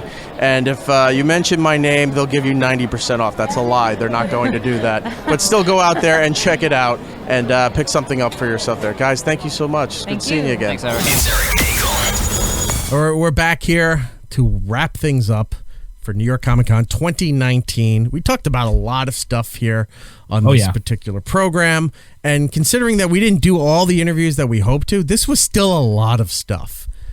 If we had done every other interview that we had, we probably would have had to stretch 3 shows out of this thing. But alas, here we are here. Is there anything before we get out of here, Brian, that we didn't cover? Is there anything that we didn't mention? Things that we saw, events that happened? I mean, not really. Like there was, like I said, there wasn't a lot of stuff to really check out there. I haven't seen it yet, but I did go through the whole Breaking Bad El Camino pavilion thing they had there. I got a poster. Yeah, and that poster was really nice. It's a really nice one. Like usually you get a free poster at Comic-Con and it's like something small, something shitty, something that has like terrible watermarks on it. This was like an actual movie theater sized painting or poster rather. All it had was the tiny little Netflix logo on the bottom, which to be honest, you see on a lot of posters now anyway. But it's actually really nice. And that was a kind of cool pavilion. And it was a shadow box or a light box poster because on the back was the exact reverse of the poster on it. Yeah, so I mean that was like kind of fun. There was they did a good job with like the viral marketing for it because it was like wanted posters for Jesse Pinkman. If you called the phone number on it, it actually went to New Mexico to like a Jesse Pinkman like catch line. So it was like that kind of like interactive stuff. But other than that, like no, it was kind of a disappointing year. Like I didn't think it was that great, to be honest, as a con. Like even the last day, like you said, you weren't feeling good to go back. I just didn't want to go back. I was like, I saw everything. There wasn't left anything to see. So wasn't you didn't go back Sunday? Yeah, I didn't go back. Also, like I had my phone died at Comic-Con and I didn't have a phone and I still have like one that's not working. So I couldn't even get in contact with you. I didn't know when you were going. It was just a mess. I was in a bad mood. I was like, you know what? I'm just not going. Like there's nothing for me to do there. I got everything. It wasn't like in previous years where I wanted to go back. So I was like, oh, I want to do like this, VR thing and Sunday might be my best day. And I was like, no, there wasn't anything that I wanted to see. Like I saw it all. I bought everything I needed to buy for my friends. And it was just, I didn't want to waste any more time there, to be honest. Right. Well, but hopefully next year will be a little better if that new wing opens up like your brother was talking about. I think they're once that happens, I think all the external stuff at Comic-Con is going to come back and it's going to be like how cons were about 2 years ago. Like, because I think 2 years ago it was really good. Last year it was like on the decline a little bit, but then this year was like pretty bad. I think next year, once that new wing opens up, it's going to be really nice. What happened with the phone? So I remember the phone died or you were having glitches or something with your Android phone. And then you had to run it through safe mode for the rest of the con in order for us to even contact you when we weren't all together. But they were supposed to send you a new phone? Yeah, and they still haven't yet. And it's been a week.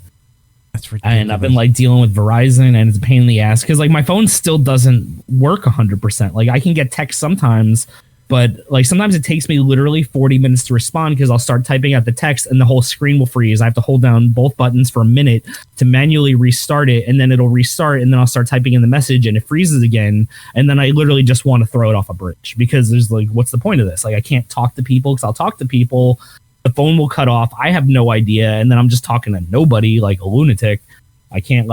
I haven't been able to upload any pictures from Comic-Con because my Instagram barely works. I think I've uploaded 3 pictures in the last week and a half, which is very unusual for me because I'm very active on Instagram. But it's just a pain in the ass. And when I went to the Verizon store, and this was kind of odd, I was like, yo, there's a problem with my phone. It just started bugging out at Comic-Con. And she was like, huh, you're like the 5th or 6th person who's come in here recently today with the same problem of their phone locking up, their phone freezing. So I don't know if there was something weird happening at the con. I was on the Wi-Fi there. I don't know if I got a virus, but hopefully I should be getting my replacement phone soon. Because I did take a lot of pictures. They are on this phone, and I don't want to have to do the factory reset and lose everything. Because the problem I have is... Don't you have them on a memory card with the Android phones? Like, I do, but the lady said that there's, like, an issue where, like, you should transfer it all off first because we try and put it back on, like, moving between the phones, it could be a problem. Well, you're in safe mode. You just hook it up to your computer and just do a data transfer. Drag them into a folder. I can't, though, because the phone bugs out. Anytime I plug anything in, it does, when you plug something into your computer and it doesn't get the right connections, it goes because it's like connecting and then dropping. I can't connect to transfer everything because it'll just keep constantly dropping or resetting or freezing. So that's the situation I'm in, right? Can you transfer it off the phone through to Dropbox, maybe? I can't. I can't. Like, even just opening up a picture sometimes will freeze my screen. So, like, I have, like, serious Verizon phone issues. And then it was supposed to come in this past week, and it didn't come in. And then today I got a message from them saying, you have to mail us back your other phone, or we're going to charge you $500 for that phone. I'm like, I didn't get my new phone yet. So, like, I can't send something back I didn't receive. So, did they at least try to deliver it to you? Do you have a tracking? They didn't leave me a tracking number until the last day when they finished attempt. So I have to call up or do the Verizon online today and try and talk to them and try and get my phone. So, when it rains, it pours. All right. Well, if anyone's listening that works for Verizon or Verizon Mobile, any of those things, and think maybe you can help them out, at Gittlebase, GITTLEBASS on social media, Instagram, Facebook, Twitter, all of that stuff. Reach out to him, see if you can do him a kindness, if you will, and help him out. I guess that's the music, so we should get out of here. This has been a long show, so let us do that. We'll go back to Giddles. Giddles, what are your plugs? Gittlebase on the Twitter, Instagram, Xbox Live, and this Sunday, October 20th, I'm doing the Brooklyn Chowder Takedown. I'm coming out to that one. Nice. So I'm doing that. It's in Bushwick. It should be a lot of fun. I'm making a chowder. I don't know what I'm making yet because of an injury this past Saturday. I haven't been able to cook or practice things. So this might just be me doing a test batch, which becomes the actual thing I bring on Sunday. So who knows? This is going to be a very interesting takedown. I have some ideas with chorizo and yucca, so it's going to be a pretty wacky chowder if it comes together. But it's gonna be a photo finish, if you will. When we return for the next show, Zio will be back here, and we'll get into more detail about what happened with Giddle's injury. We'll leave you with that for now. For me, it's E-Rock Radio across the board on social media, but more importantly, the show. It's Erik Nagel across the board on all the social medias. Like us on Facebook, subscribe to us on YouTube. If you want to leave a message to use on future shows, 651-SMITHERS is the phone number, 651-764-8437. Look, Comic-Con has come and gone. I'm glad it's gone. This was not the best year that we've had in previous years, but we look forward to all the events for 2020 because we've got San Diego, we've got the Olympics, we've got New York Comic-Con, we've got, and then the general election wraps up the year, so that's going to be a nightmare. But a lot of stuff to look forward to in the upcoming year. I think with that, we are out of here. So until the next time, everybody, be excellent to each other. And have a wonderful time. And we'll be seeing you. It's Erik Nagel. Batman is so much cooler than James Bond. What are you talking about? 007 has all those gadgets. Batman has a utility belt. 007 has a fancy car. Batman has the Batmobile. 007 gets all the ladies. Batman has Robin. We get ESPN, right? Alas, we're out of time. Follow It's Erik Nagel on Twitter, Facebook, and Instagram. For ways to listen to the show, go to itseriknagel.com. And remember to tell two friends so they can tell two friends. And they can tell two friends. And they can tell two And those friends. two friends And those two friends can tell two friends.